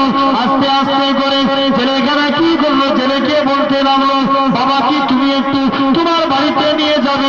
তোমার বাড়িতে আমাকে একটু থাকার জায়গা দিবে? তোমার বাড়িতে আমি কয়েকদিন থাকবো, সুস্থ হয়ে গেলে আমি আবার বাড়ি চলে যাবো। জেলের অন্তরে মা চলে আসলো। আল্লাহ পয়গম্বরকে ধরে নিয়ে নিজের বাড়িতে নিয়ে গেলেন, সেবা শুশ্রূষা করতে লাগলেন। জেলে প্রতিদিন জাল ফেলে, যে মাছ পায় আল্লাহ পয়গম্বর জাল বউ করতে জেলে জানে, ডবল ডবল মাছ ধরতে লাগে। জেলে কি ছাড়বে মনে হচ্ছে? এই ছেলে যে ছাড়বে? ছাড়বে। জেলে বলছে, বলো। জেলেখানা 1 সপ্তাহ পরে এসে বলছে, বাবা একটা কথা বলবো। বলছে, বলো। বলছে, বাবা আমার একটা কর্মচারীর প্রয়োজন, এখন তো আমি আগের থেকে বেশি মাছ পাচ্ছি, বাবা তুমি কি আমার কর্মচারীর কাজ করবে? সুলাইমান নবী বলছে, বলে কি রে, আমি দেশের বাদশা, আমাকে কর্মচারী কাজ করাবে? সাহস তো কম নয়। আবার মনে মনে করছে, আল্লাহ দুনিয়ায় যদি আমি অন্যায় করে থাকি, দুনিয়াতে শাস্তি দিয়ে দাও আল্লাহ, তুমি যাতে রাজি, আমি সুলাইমানও তাতে রাজি। সুলাইমান, আমার বাপ ভাইরা, এদিকে স্ত্রীখানা, স্বামী স্ত্রী দুজনে শুয়ে আছে বিছানায়। জেলে বলছে, স্ত্রী একটা কথা বলতে পারি? বলছে, বলো। বলছে, ওই ছেলেটার সঙ্গে যে মেয়ের বিয়ে দিব বলেছিলাম, কেমন হবে? স্ত্রী মনে করছে, স্বামী এত দামি শাড়ি কিনে নিয়ে এসছে, নিজে হাতে করে মিষ্টি খাইছে, এখন যদি না বলি পিঠের চামড়া থাকবে না। বলছে, স্বামী মেয়ে আটটা রাত্রি যদি রাজি থাকেন, জেলের সঙ্গে ওই ছেলের সঙ্গে বিয়ে দিয়ে দেন। আটটা সুলাইমান এদিকে জেলে দৌড়ে দৌড়ে সুলাইমান নবীর কাছে গেছে। বাবা যুবক, আমার একটা বাড়িতে 18 বছর বয়স্ক মহিলা আছে, এই মেয়েকে কি তুমি বিয়ে করতে চাও? সুলাইমান নবী আজ সঙ্গে সঙ্গে বললে, মনে মনে বলছে যে আমার মেয়েটা আমানতদার, পর্দা নসিনা, সৌন্দর্য, মেয়েটা দিনদার মেয়ে ছেলে। সুলাইমান নবী মনে মনে করছে, এখন যদি আমি দেশে ফিরে যাই, লোক আবার নকল বলে মারবে, তার থেকে ভালো বিয়ে করে ঘর জামাই হয়ে যায়। সুলাইমান নবী বললেন, ঠিক আছে আমি বিয়ে করতে রাজি। জোরে বলেন। সুলাইমান নবীর সঙ্গে জেলের মেয়ের বিয়ে হয়ে গেল। এদিকে সুলাইমান নবী এতদিন ছিল জেলে, আর সুলাইমান নবী ছিল মালিক আর কর্মচারী। এখন হলো কি? শ্বশুর জামাই। দুজনে আটটা রাস্তা দিয়ে হেঁটে হেঁটে যাচ্ছে, কেউ কারোর দিকে লজ্জায় তাকাতে পারে না। মনে মনে করছি, এতদিনই লোকটা আমার মালিক ছিল, আজ আমার শ্বশুর হয়ে গেল। আবার এ বলছে, এতদিন কর্মচারী ছিল, আজ আমার জামাই হয়ে গেল, কেউ কারোর দিকে লজ্জায় তাকাতে পারে না। আর আজও আমাদের সমাজে অনেক শ্বশুর জামাই ঘুরে দেখবেন, দুজনে খৈনি চা চাই, বিড়ি চা চাই করে খায়। ঠিক না ভুল বলছি? বাস্তব, এমনও শ্বশুর জামাই আছে। আমার বাপ ভাইরা, যুবকেরা, তরুণেরা, এদিকে জেলে আর সুলাইমান নবী দুজনে মাছ ধরতে যাচ্ছে নদীতে। এখন দেশের দিকে একটু ফিরে আসা যাক। দেশ চালাচ্ছে কে? শয়তান। মনে আছে তো? শয়তান দেশ চালাচ্ছে। আচ্ছা, সুলাইমান নবী যখন বাথরুমে গিয়েছিল, আসিফ বিন বরখিয়াকে কোন দিকে তাকাতে বলেছিল? সামনের দিকে। আসিফ বিন বরখিয়া বলছে, আজ 1 বছর হয়ে গেল সামনের দিকে তাকিয়ে আছি, সুলাইমান নবী কি ভুলে গেল নাকি? আমি সামনের দিকেই তাকিয়ে আছি, ব্যাপারটা কি? হ্যাঁ, একবার ঘুরে দেখি চাকরি থাক বা না থাক, উল্টো পাল্টা টিউশন দিচ্ছে। যেই তাকিয়েছে দেখি তো সুলাইমান নবী নয়, ও তো শয়তান। যে বলছে ধর ধর, শয়তান বলছে এতদিন গদি চালিয়েছে, আর গদি চলবে না, এবার গদি শান্তি হবে। শয়তান দৌড়ে দৌড়ে পালিয়েছে। দেখবেন জেনেরা হাওয়ার সঙ্গে মিশে যায়, শয়তান দৌড়ে দৌড়ে পালিয়েছে। মুসলমান করে ছেলেমেয়েরা পাড়া তরুণেরা শয়তান দৌড়ে দৌড়ে পালা। এদিকে আসিফ বিন বরখিয়া শয়তানের পিছনে তাড়া করে শয়তান দৌড়ে যায়। মনে মনে করে হাতে তো আংটি আছে, যদি আংটি খানা দেখতে পেয়ে যায় তাহলে তো আমাকে সবাই মিলে দেখতে পেয়ে যাবে। আংটি খানা খুলে ছুঁড়ে ছুঁড়ে ফেলে দিয়ে নিচে বাতাসের সঙ্গে মিশে গেছে। আংটি খানা নদীর পানিতে এসে পড়ে গেছে। নদীর পানিতে একটা মাছ আংটি খানা খেয়ে নিয়েছে, খাদ্য বলে খেয়ে নেয়। যখনই খেয়ে নেয় নদীর প্রতিটা মাছ ওই মাছের পাগল হয়ে যায়। ওই মাছ যেখানে যায় নদীর প্রতিটা মাছ ওই মাছের পিছু পিছু যেতে লাগে। নদীতে জাল ফেলে দিয়েছে আল্লাহ পাকের কুদরত। নবীর বরকতে জেলে জালে ওই আংটিওয়ালা মাছ ছাড়া পড়ে গিয়েছে। যখনই পড়ে গিয়েছে নদীর প্রতিটা মাছ জেলে জালে এসে চলেছে। জেলে জালে প্রবেশ করে গেছে। জেলে জাল তুলে দেখে নবীর বরকতে জেলে জালে আমার আল্লাহ 70 নৌকা মাছ দিয়েছে। জেলে সব মাছ বিক্রি করে দিয়েছে। মনে মনে করছে, আল্লাহ আই তো মেয়ের বাসর রাত, তবে একটা মাছ নিয়ে যায়, আজকে একটু তরকারি করে খাওয়া হবে। এখন ধরেছে আংটিওয়ালা মাছই ধরেছে। যে মেয়েকে বলছে, মা মাছটাকে কাট, আজকে এটা তরকারি করে খাওয়া হবে। মেয়ে মাছ কেটেছে। যেই মাছটা কেটেছে আল্লাহু আকবার, মাছের পেটে আংটি। যেটা বলছেন এখন মনে মনে করছে জেলে, আল্লাহ জামাইকে তো কিছুই দিতে পারিনি, এই আংটিটা জামাইকে দিব। জোরে বলবেন। অ্যাকচুয়ালি আংটিটা ছিল কার বলেন তো? এখন তো যখন ওয়াজ শুনলেন, সর্বপ্রথম আংটিটা ছিল কার হাতে? সুলাইমান নবীর হাতে। তারপরে এলো শয়তানের হাতে, তারপরে মাছের পেটে, তারপরে এখন জেলের মেয়ের হাতে। জেলের মেয়ের হাতে জেলে বললো, আংটিটা যাও তুমি যে জামাইকে দিয়ে দিবে। দুজনে বাসর রাত হচ্ছে, লজ্জায় কেউ কারোর সঙ্গে কথা বলে না। সুলাইমান নবী সালাম দিয়েছে। সালাম দেওয়ার পর জেলে মেয়েখানা সালামের উত্তর দিয়েছে। সুলাইমান নবী বলছে, স্ত্রী তুমি কি আইবুড়ো বয়সের কোনো ছেলেকে ভালোবাসতে? স্ত্রী চুপ করে আছে। সুলাইমান নবী খেপে লাল। চুপ করে থাকা মানে হ্যাঁ দিকে, ঠিক না বল? সুলাইমান নবী খেপে লাল, বলছে এর বাপ বললো মেয়েটা পর্দা নাসি না, কোনো পরপুরুষকে দেখেনি, আর মেয়ে প্রেম করে বসে আছে, ব্যাপারটা কি? দেখা যাক। সুলাইমান নবী এমন সময়তে আস্তে আস্তে করে আপনার সুলাইমান নবী বলে, ছেলেটার নাম পরিচয় দাও। মেয়েখানা কাঁদে আর বলে, আমার স্বামী শুনে রেখে দাও, আমি যে ছেলেটাকে ভালোবাসি আজকে 1 বছর হয়ে গেল, ছেলেটার জন্য কাঁদি, এমন কোনো দিন যায়নি ছেলেটার জন্য আমার চোখ দিয়ে পানি বেরোয় না। প্রতিদিন কেঁদে কেঁদে বিছানার বালিশ পর্যন্ত ভিজে গিয়েছে। আজও পর্যন্ত আমি ছেলেটাকে অন্তরে রেখে দিয়েছি। সুলাইমান নবী আরো রেগে না, আমাকে বিয়ে করে অন্য ছেলেকে অন্তরে রেখেছে। আমার সঙ্গে সুলাইমান নবী বলে, ছেলেটার নাম খানা বলো। মেয়ে খানা বলে, আমার স্বামী শুনে রেখে দাও, আজ থেকে 1 বছর পূর্বে আমার দেশের পয়গম্বর আল্লাহর পয়গম্বর ঘোষণা করেছিল, আল্লাহর পয়গম্বর বিয়ে করার ঘোষণা করেছিল। সবাই তাকে বিয়ে করার প্রস্তাব দিয়েছিল, আমিও তাকে বিয়ে করার প্রস্তাব দিয়েছিলাম। তবে আমি দুনিয়ার স্বার্থে নয়, আল্লাহ জান্নাতের আশায় সুলাইমান নবী আমার বিয়ের প্রস্তাবকে প্রত্যাখ্যান করে দিয়েছিল। আমি আমার আল্লাহর কাছে কেঁদে কেঁদে দোয়া চেয়েছিলাম, আল্লাহ তুমি সুলাইমান নবীকে পয়গম্বর করে ছেলে পয়গম্বর বানিয়েছো, তুমি আমার ছেলে ঘরের মেয়ে বানিয়েছো, তুমি সুলাইমান নবীকে বড়লোক বানিয়েছো, তুমি আমার গরিব মানুষ বানিয়েছো, তুমি সুলাইমান নবীকে রাজপ্রাসাদে রেখেছো, তুমি আমার ভাগে বাড়িতে রেখেছো। ও পুরা নবীর আল্লাহ পাক একটা রাতের জন্য হলো সুলাইমান নবীকে আমার স্বামী বানিয়ে তারপরে তুমি আমার মরণ দিবে। মেয়ের দোয়া কবুল হয়েছে না হয়নি? কবুল হয়ে গেছে মেয়ের দোয়া। এমন সুইতে মেয়েখানা সুলাইমান নবী বলছে এই মেয়ে তো আমার জন্যই দোয়া করে। বলছে ঠিক আছে বাহ, খুব ভালো জিনিস। সুলাইমান নবী কি করলো, আস্তে আস্তে করে সুলাইমান নবী চুপ করে আছে। এমন সুইতে যদি বলে দেয় আমি তোমার সুলাইমান, মার ভাগি থাকবে না, ঠিক না ভুল? আমি সুলাইমানের কথা বলেছি বলে তুমি বলছো আমি সুলাইমান। এখন মেয়েখানা বলছে স্বামী আমার মা বাপ আপনাকে পছন্দ করে দিয়েছে, তাই আপনি আমার সব, আপনি চোখ বন্ধ করুন, একটা গিফট করব। কি দিবে? আংটি। সুলাইমান নবী চোখ বন্ধ করলেন। মেয়েখানা যে স্ত্রীখানা যে সুলাইমান নবীর হাতের আঙুলের মধ্যে আংটিটা পরিয়ে দিয়ে একটু সাইডে লজ্জায় চলে এসছে। সুলাইমান নবী চোখ খুলে দেখে আল্লাহু আকবার, আমার মজেজা আংটি। যেরকম সুলাইমান নবী চোখ খুলে দেখেন, সুলাইমান নবী চিন্তা করে আল্লাহ তোমার কত ক্ষুদ্র, আল্লাহ তুমি কি পারোনি, আল্লাহ তুমি এই আংটির জন্য ঘুরিয়ে ঘুরিয়ে আল্লাহ মার খাইয়ে আল্লাহ তুমি নদীর ধারে ফেললে, নদীর ধার থেকে তুমি জেলের ঘরে, আল্লাহ জেলের ঘর থেকে আবার এই আংটি দিলে, আল্লাহ তুমি কি পারোনি। সুলাইমান নবী এই চিন্তা করতে করতে বেহুশ হয়ে গেল।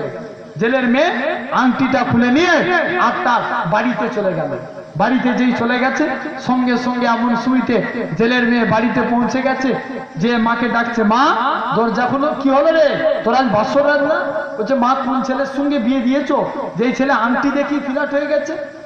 মা এবার বলছে কোমরে আঁচল দিচ্ছে, দাঁড়া যত দোষ তোর বাপের, তোর বাপ যদি না বলতো আমি মোটেও বিয়ে দিতাম না।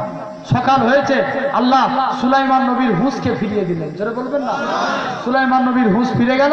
সুলাইমান নবী বলে তোমরা আমার আংটিটা কই, খুঁজে করছে, তোমরা আমার আংটি ফেরত দাও। বলছে কে বললো তোমার আংটি? সুলাইমান নবী তখন বললেন যে আমি এতটুকু অহংকার করেছিলাম, যার জন্য আল্লাহ আমার হাত থেকে আংটি দূরে সরিয়ে দিয়ে মার খাইয়ে তোমাদের ঘরে পৌঁছেছে। সুলাইমান নবী এদিকে 80 বীর বরখিয়া সৈন্য নিয়ে সুলাইমান নবীকে খোঁজ করে করে জেলের ঘরে পৌঁছে গেল। সুলাইমান নবী আংটি ফেরত পেয়ে গেলেন। আল্লাহ পুনরায় সুলাইমান নবীকে আবার ক্ষমতা দিয়ে দিলেন। তাহলে আজ বলার উদ্দেশ্য হলো একটাই, আল্লাহর গোলাম হতে গেলে আপনাকে আমাকে অহংকার করা যাবে না। আর চতুর্থ নাম্বার কাজ হলো আল্লাহর গোলাম যিনি হতে চায় জানে রহমত মুস্তফার গোলাম হয়ে যান, আল্লাহ কবুল করে নেবে। জোরে বলেন সুবহানাল্লাহ। ঠিক না ভুল বলছি? নবীর গোলাম হওয়া যাবে না? যাবে না। কারা কারা হতে চায় একটু হাত তুলে দেখাবেন। নারে তাকবীর, আরো জোরে নারে তাকবীর। আলহামদুলিল্লাহ, নবীর গোলাম তো প্রত্যেকই হতে চায়, এমনি এমনি কি হওয়া যাবে? জানে রহমত মুস্তফা নবীর গোলাম হয়ে যান, আল্লাহ আপনার মাকামকে আলা করে দিবে। কবরে যাবেন, নবীর গোলাম হয়ে কবরে যান, দাঁড়িয়ে রাখেন। নবী বলছে মান হাব্বা সুন্নতি, যে আমার সুন্নতকে ভালোবাসলো, ফাকাদ আহাব্বানি, যে আমি নবী আমায় ভালোবাসলো, ওমান আহাব্বানি, যে আমি নবী আমায় ভালোবাসলো, কানা মাই ফিল জান্নাত, আমি রাসূলুল্লাহ কথা দিলাম তাকে জান্নাতে না নিয়ে যে আল্লাহর দয়ার জান্নাতে যাব না। জোরে হবে নবীর কাছে আপনি যান, এই ধরনের দাড়ি রেখে কবরে যান, আল্লাহর ফারিস্তা দেখলেই চিনতে পারবে এটা হলো গোলামে মুস্তফা। কথা বুঝতে পারছেন? তাহলে নবীর গোলাম হয়ে যান, আল্লাহ কবুল করে নিবে, আল্লাহ আপনাকে আমায় মাফ করে দিবেন। জানে রহমত দেখেন, গোলাম হয়েছিল এক মহিলা সাহাবী, আল্লাহ নবীর গোলাম হয়েছিল। আপনার পারস্যের সম্রাট চিঠি লিখে পাঠালো, হে মুহাম্মদ তুমি মদিনায় এসে বড় নেতা হয়ে গেছো না, তোমার কোরআনকে জ্বালিয়ে দেবো, ইসলামকে মিটিয়ে দেবো, তোমার নেতাগিরি ছুটিয়ে দেবো, এরকম চিঠিতে লিখে দিল। আল্লাহ নবী চিঠিখানা পড়ছেন, সাহাবা হুজুররা রেগে লাল, ইয়া রাসূলুল্লাহ হাবিবাল্লাহ অনুমতি দেন যে আমরা পারস্যের সম্রাটের গর্দানকে জুদা করে দিই। আল্লাহ নবী বললেন ওমর উঠে দাঁড়িয়ে গেছে, এক একজন সাহাবী উঠে দাঁড়িয়ে গেছে, নবীকে বলবে সাহাবারা সহ্য করতে পারে? জোরে বলে। আজও তোমার আমার সামনে যদি নবীর বিরুদ্ধে কথা বলে, নবীর এই গোলামগুলো সহ্য করবে? মনে হচ্ছে সহ্য করবে? করবে না। সাহাবী উঠে দাঁড়িয়ে আল্লাহ নবী বললেন ওমর সবর করো, একা যাও না, আমি নবী, এ আমার কে গাল দিলে আমি নবী কিছু বলতাম না, পারস্যের বিরুদ্ধে গাল দিয়েছে, তাই আমি নবী আজকের দিনে এদের বিরুদ্ধে জিহাদের ঘোষণা দিলাম। জোরে বলবেন? নবী একটা জিহাদের জন্য ফান্ড তৈরি করলেন। কি করলেন? ফান্ড তৈরি করলেন। বললেন বাবারা আমি নবী পারস্যের বিরুদ্ধে যুদ্ধ করব, তোমাদের যার যেমন সামর্থ্য হবে এই ফান্ডে এসে তোমরা দান করো। সবাই মিলে ফান্ডে এসে দান করতে লাগলেন, যার যেমন সামর্থ্য হয় নিজেরা ফান্ডে এসে দান করতে লাগলেন। এক মেয়েরা আপনার সাহাবা হুজুররা নিজেদের সব ফান্ডে এসে নবীর ফান্ডে এসে দান করতে লাগে। আল্লাহ নবী সাহাবারা যার যেমন সামর্থ্য হয় নবী যাদের ফান্ডে এসে দান করে, মেয়েরা শোনার গহনা, কানের গহনা, দান করে দেয়। আর এই নবী তো দান দিয়েছে, দানের জন্য সবাই মিলে দান করতে যায়। ও যুবকের, ও নবী প্রেমিকেরা, এক মহিলা সে ভিক্ষা করে আল্লাহ নবী জিহাদের ফান্ডের জন্য নিয়ত করেছে, আমিও তো নবীকে কিছু দান করবো। মহিলাখানা দান করে দিল, মহিলাখানা চলে আসলো, এসে তার হাত রাত্রি করে কোনো কিছু না পেয়ে মনে লজ্জিত হয়ে গেল। আল্লাহ পাক, আমি নিয়ত করে ফেলেছি নবীকে দান করবো, আল্লাহ উপায়টা কি হবে? আমি কি কিছুই পাবো না, উপায়টা কি হবে? ও যুবকের, ও নবী প্রেমিকেরা, আস্তে আস্তে করে ওই মহিলাখানা চলে গেল। মহিলাখানা কি করলো? আল্লাহ নবীর হুজরা মুবারকে চলে গেলেন। আল্লাহ নবীর হুজরা মুবারক থেকে নিজের বাড়িতে চলে গেলেন। বাড়িতে যে কোনো কিছু পেল না, বাড়িতে গিয়ে মহিলাখানা আস্তে আস্তে করে নিজের বাড়িতে কোনো কিছু না পেয়ে 3 দিন অনাহারে দিন চলে যায়। 3 দিন কোনো কিছু পেল না। মহিলাখানা কি করলো? আস্তে আস্তে করে নিজের একটা ছোট বাচ্চা ছিল, এই বাচ্চাটাকে কোলে তুলে নিয়ে আল্লাহ নবী হুজরা মুবারকে চলে গেল। প্রতিপক্ষে হুজরতে ওমরের সঙ্গে দেখা হয়। হুজরতে ওমর বলে, ও মহিলা, কি জন্য তুমি আজকে দিনে নবী দরবারে যাও? মহিলাখানা কাঁদে বলে, এ হুজরতে ওমর, নবী তো তোমায় দান করতে পারবে না। মহিলাখানা বলে, এ হুজরতে ওমর, আমি নবীর কাছ দিয়ে দান করতে যাই না, দান চাইতে যাই না, আমি নবীর কাছ দিয়ে দান করতে যাচ্ছি। জোরে বলে সুবহানাল্লাহ। ও যুবকে, আমি শুনতে মহিলাখানা কি করলো? আস্তে আস্তে করে ওই মহিলাখানা আল্লাহ নবীর কাছে গেলেন। এ হযরত মুহাম্মদ সাল্লাল্লাহু আলাইহি ওয়াসাল্লাম, হুজুর আমি কালকে দান করবো বলে নিয়ত করেছিলাম, সবাই দান করছিল, হুজুর আমি দান করতে পারি না। হুজুর আমি আমার বাড়িতে চলে গেলাম, বাড়িতে 3 দিন ভুকা অবস্থায় আছি। হুজুর বাড়িতে কোনো কিছু না পেয়ে হুজুর আমার ছোট বাচ্চাটাকে পেয়েছি, এই বাচ্চাটাকে আমি জিহাদের জন্য দান করে দিলাম। ও যুবকেরা, আল্লাহ নবী বলে, ও মা মহিলা, তোমার এই বাচ্চাটাকে নিয়ে আমি নবী কি করবো? এই বাচ্চাটাকে কাফেরদের বিরুদ্ধে অস্ত্র ধারণ করতে পারবে না। মহিলাখানা কাঁদে আর বলে, ইয়া রাসূলুল্লাহ, হাবিবাল্লাহ, ইয়া রাসূলুল্লাহ, হাবিবাল্লাহ, হুজুর আমি আমার বাচ্চাটাকে আজকে দিনে আমি এই জন্য নিয়ে যেতে বলি, হুজুর কেননা আমার বাচ্চাটা কাফেরদের বিরুদ্ধে অস্ত্র ধারণ করতে পারবে না। ঠিক কথা, যখন তরবারি, যখন আপনাকে লক্ষ্য করে কাফেররা তরবারি ছুঁড়ে ছুঁড়ে মারবে, হুজুর আপনি আমার বাচ্চাটিকে লক্ষ্য করে কাফেরদের তীরখানা হুজুর আমার বাচ্চাকে টাঙিয়ে দিবে। কাফেরদের তীরখানা এসে আমার বাচ্চার শরীরে বিদ্ধ হবে, আমার বাচ্চাখানা শহীদ হয়ে যাবে। আমি শহীদের মা বলে তাহলে কিয়ামতের ময়দানে জান্নাতি হয়ে যাব। কথা বুঝতে পারছেন? আপনার আমায় ভাবতে হবে। আমার বাপ ভাইরা, আল্লাহ পাক কবুল করেন। সংক্ষিপ্ত করলাম, কেননা আবার দোয়া খায়ের ব্যাপার আছে। আল্লাহ পাক যতটুকু আলোচনা করালেন, ভাই আপনাকে আমাকে ভাবতে হবে।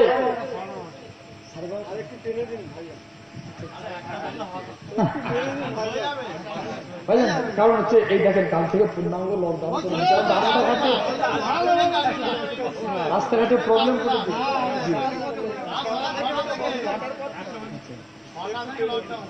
না, 1টা পর্যন্ত নেই, 12:30 পর্যন্ত করছে আমি। আর দোয়া খাই দিয়ে ফোন একটা বেজে আসবে। আমার বাপ ভাইরা, যুবকেরা, তরুণেরা, তাহলে আজ আপনাকে আমাকে ভাবতে হবে, নবীর গোলাম হয়ে যান, আল্লাহ আপনাকে আমাকে কবুল করে নেবে। যারা হয়েছিল দেখে আল্লাহ তাদের মাকামকে আলা করেছে, মানার মতো মানে আল্লাহ আপনাকে আমাকে কবুল করে নেবে। নবী মুস্তাফাকে, জানে রহমতকে মহব্বত করার মতো করেন। একবার দরুদ পড়েন, আল্লাহুম্মা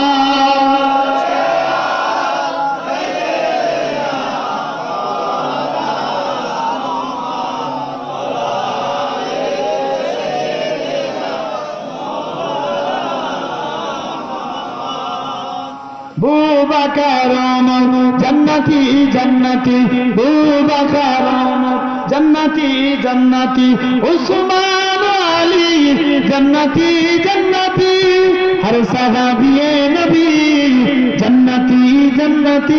জোরে হবে না? আর একটু জোরে হবে না?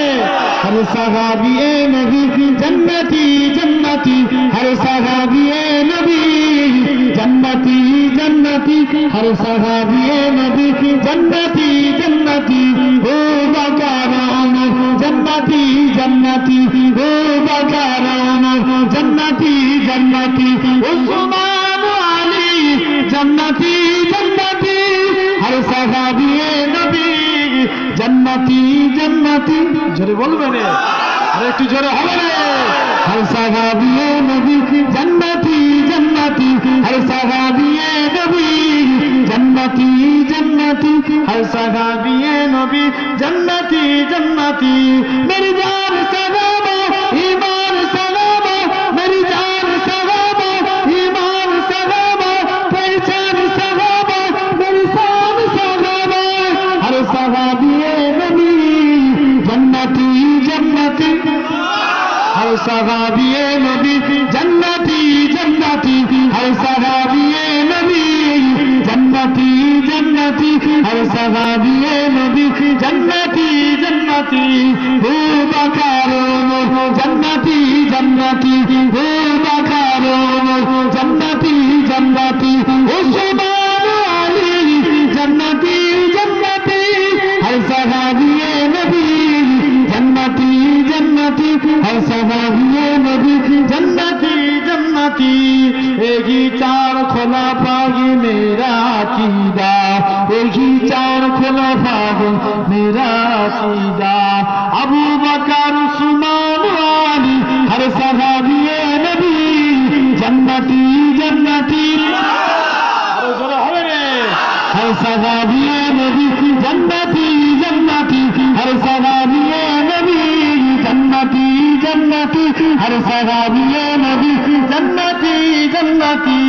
एक ही चार खुला भाग मेरा कीदा, एक ही चार खुला भाग मेरा कीदा, अबू बकर उस्मान अली, हर सहाबी ए नबी जन्नती जन्नती, हर सहाबी ए नबी जन्नती जन्नती, हर सहाबी ए नबी जन्नती जन्नती, हर सहाबी ए नबी जन्नती जन्नती, ओ बकरान जन्नती जन्नती, ओ बकरान जन्नती जन्नती, उस्मान अली जन्नती जन्नती, हर सहाबी ए नबी जन्नती जन्नती, हर सहाबी ए नबी जन्नती जन्नती। अल्लाहुम्मा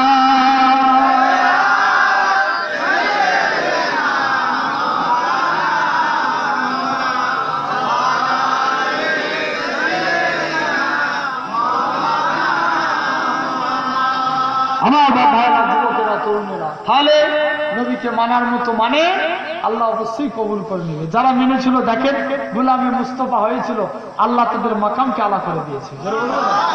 আল্লাহ নবীর এক সাহাবী ছিলেন যেনার নাম ছিল উতবা ইবনে ফারকাজ। কি নাম বললাম? Utba ibn Farqad. নবীর কেমন গোলামি করেছিল? একদিন আপনার হুজুরের চারজন স্ত্রী ছিল। কজন? চারজন স্ত্রী ছিল আপনার। সবাই মিলে দেখবেন প্র্যাকটিক্যালি একটা কথা, স্ত্রীর সংখ্যা যদি বেশি হয় স্বামীকে একটা ভাগ করবে না? ধরেন আপনার যদি সন্তান একটা থাকে, যা খাবার কিনে আনবেন একটা ছেলে কি দিবেন, ঠিক না বল? আর যদি দুজন থাকে ভাগ করে দিতে হবে না? স্ত্রীর সংখ্যা যদি বেশি থাকে দেখবেন স্বামীকে একটা ভাগ করার কম্পিটিশন হয়।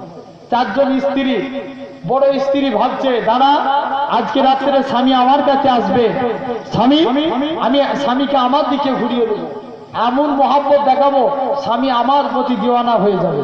আর একজন বলছে দাঁড়া আমি এমন শরীরে আত্মর মাগবো স্বামীকে আমার দিকে ঘুরিয়ে নেবো। তৃতীয় নম্বর বলে তুমি কি দামি মাগবে, তোমার থেকে আমি দামি আরো দামি আত্মর মাগবো।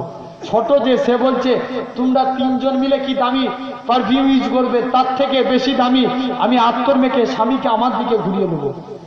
চারজন স্ত্রী কম্পিটিশন করে সবাই আত্মর মাখে, যতই আত্মর মাখে আল্লাহ মুস্তফা নবী সাহাবার গায়ে সুগন্ধকে আলা করে দেয়।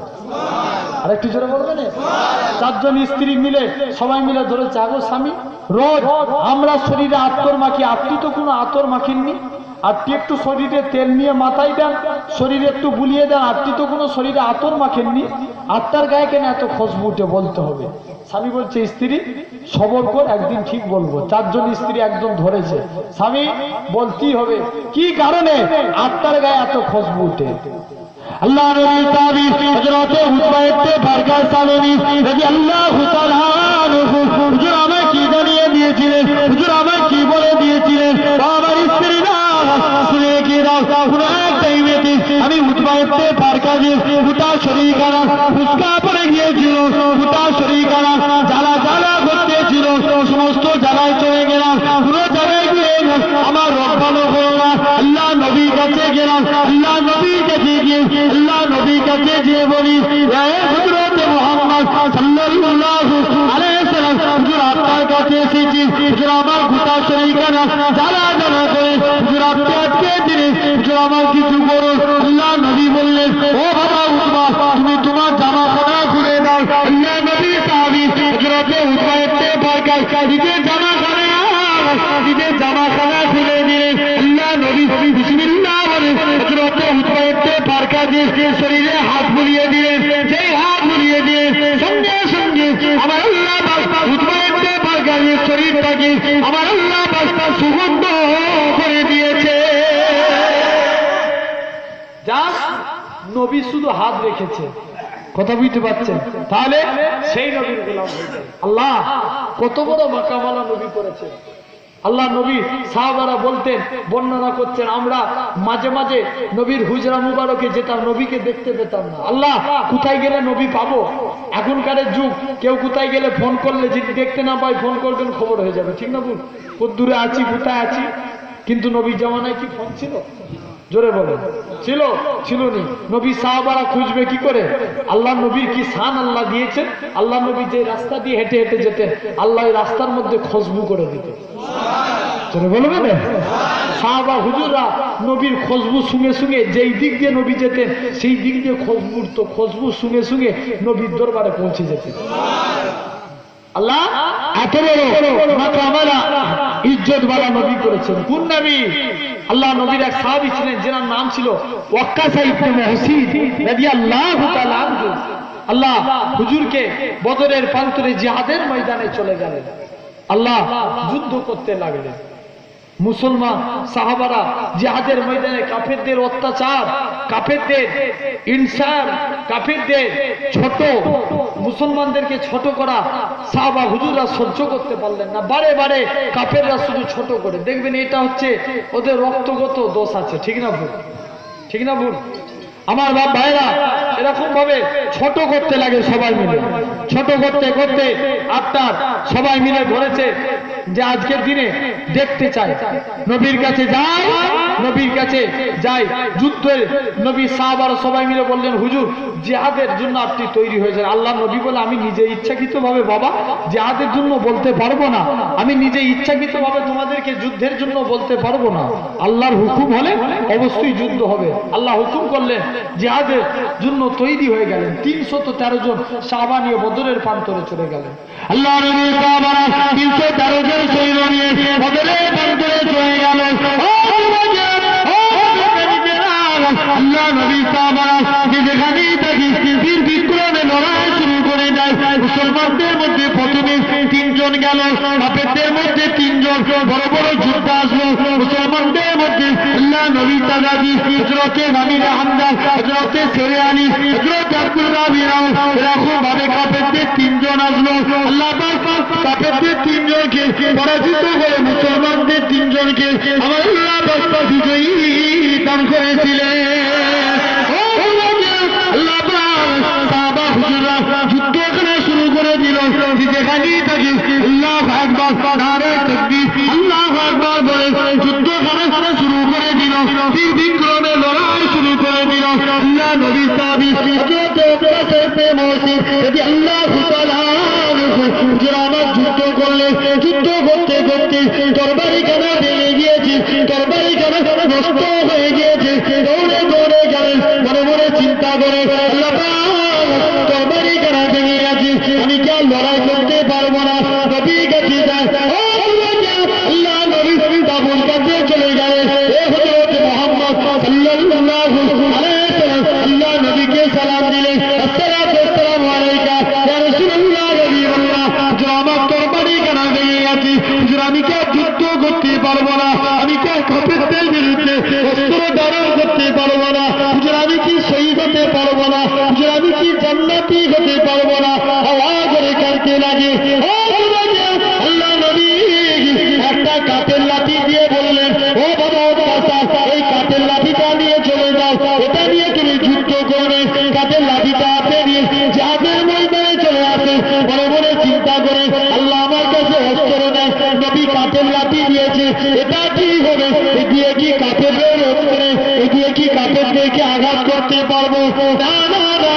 কি হবে আবার মনে মনে করে আল্লাহ নবী দিয়েছে কাঠের লাঠিটা নিয়ে আঘাত করতে লাগে আল্লাহ নবী সাহাবী হযরত ওয়াক্কাস ইবনে মুসিব নবী আল্লাহু তাআলার হুজুর বলেছে এই কাঠের লাঠিটা যখনই চালায় এই কাঠের লাঠিটা অস্ত্রের মতো আঘাত করে যার নবী দিয়েছে বলে আল্লাহ এত বড় সম্মানওয়ালা নবীওয়ালা ইজ্জতওয়ালা নবী করেছে সেই নবী মহব্বত আপনাকে আমাকে হাসিল করতে হবে আল্লাহ অবশ্যই কবুল করে নেবে অবশ্যই আপনাকে আমাকে মাফ করে দিবে হকের পথে যুবকগুলোকে বলে দিয়ে যায় হকের পথে ফিরে আসেন এই যে দেখেন এক একটা গজব দিচ্ছে জেনে রাখবেন এগুলো আল্লাহ শুধরানোর জন্য মানুষকে দিচ্ছে ঠিক না ভুল নবীর কাছে ওয়াদা আছে আল্লাহ নবীর কাছে ওয়াদা করেছে যে আজ সম্প্রদায়কে দেখবেন আল্লাহ ঝড় দিয়ে তুফান দিয়ে আল্লাহ আপনার কি বলেন এরকম ভাবে সামুদকে আল্লাহ এরকম ভাবে দেখেন তাদেরকে আল্লাহ বড় বড় আগেকার যুগের ঝড় দিয়ে আল্লাহ এরকম ভাবে বন্যা দিয়ে শেষ করে দিয়েছিল আল্লাহ এরকম ভাবে আমাদেরকে পুরোপুরি শেষ করবে না দেখবেন দুনিয়ার জমিনে আপনাকে আমাকে আল্লাহ এখনো সুযোগ দিচ্ছে বান্দা এখনো তওবার দরজা খোলা আছে আল্লাহর কাছে তওবা করে আপনি ফিরে আসেন আপনি সারাদিনে যুবক ভাইগুলো আলহামদুলিল্লাহ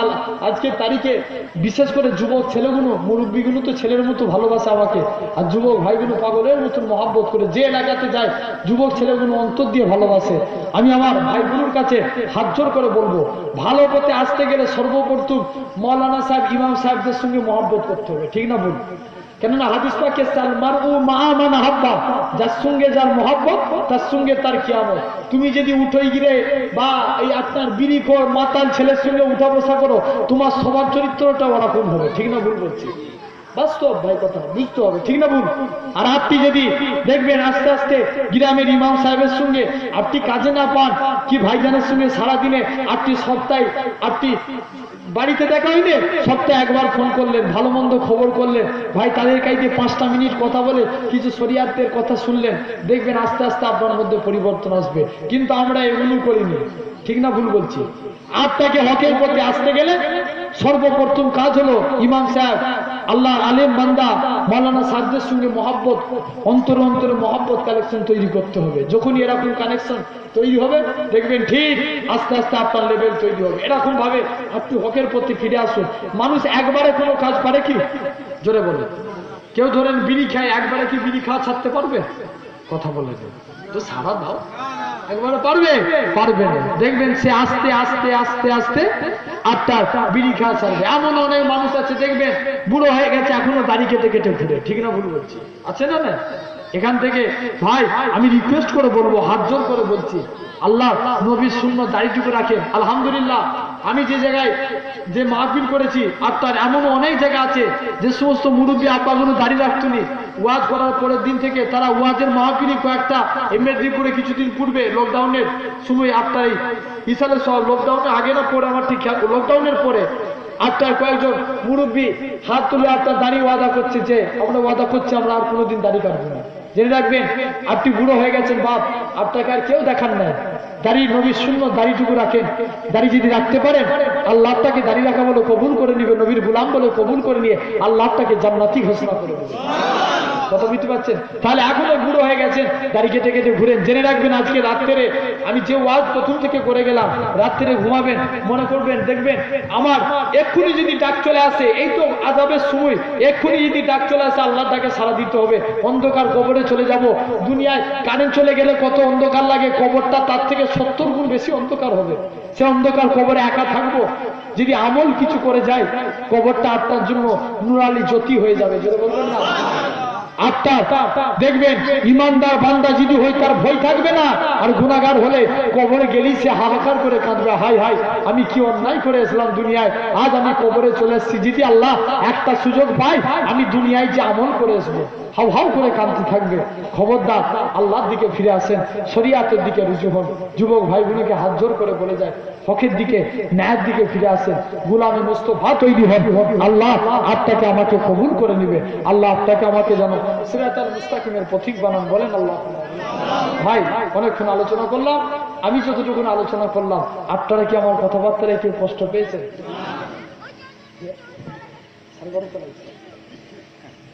আর নয় ভাইজান, আমি দোয়া করতে করতে প্রায় 1:15 বেজে যায়।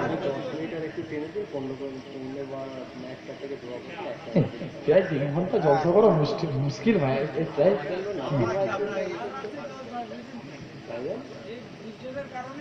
জি জানি তো। আচ্ছা আচ্ছা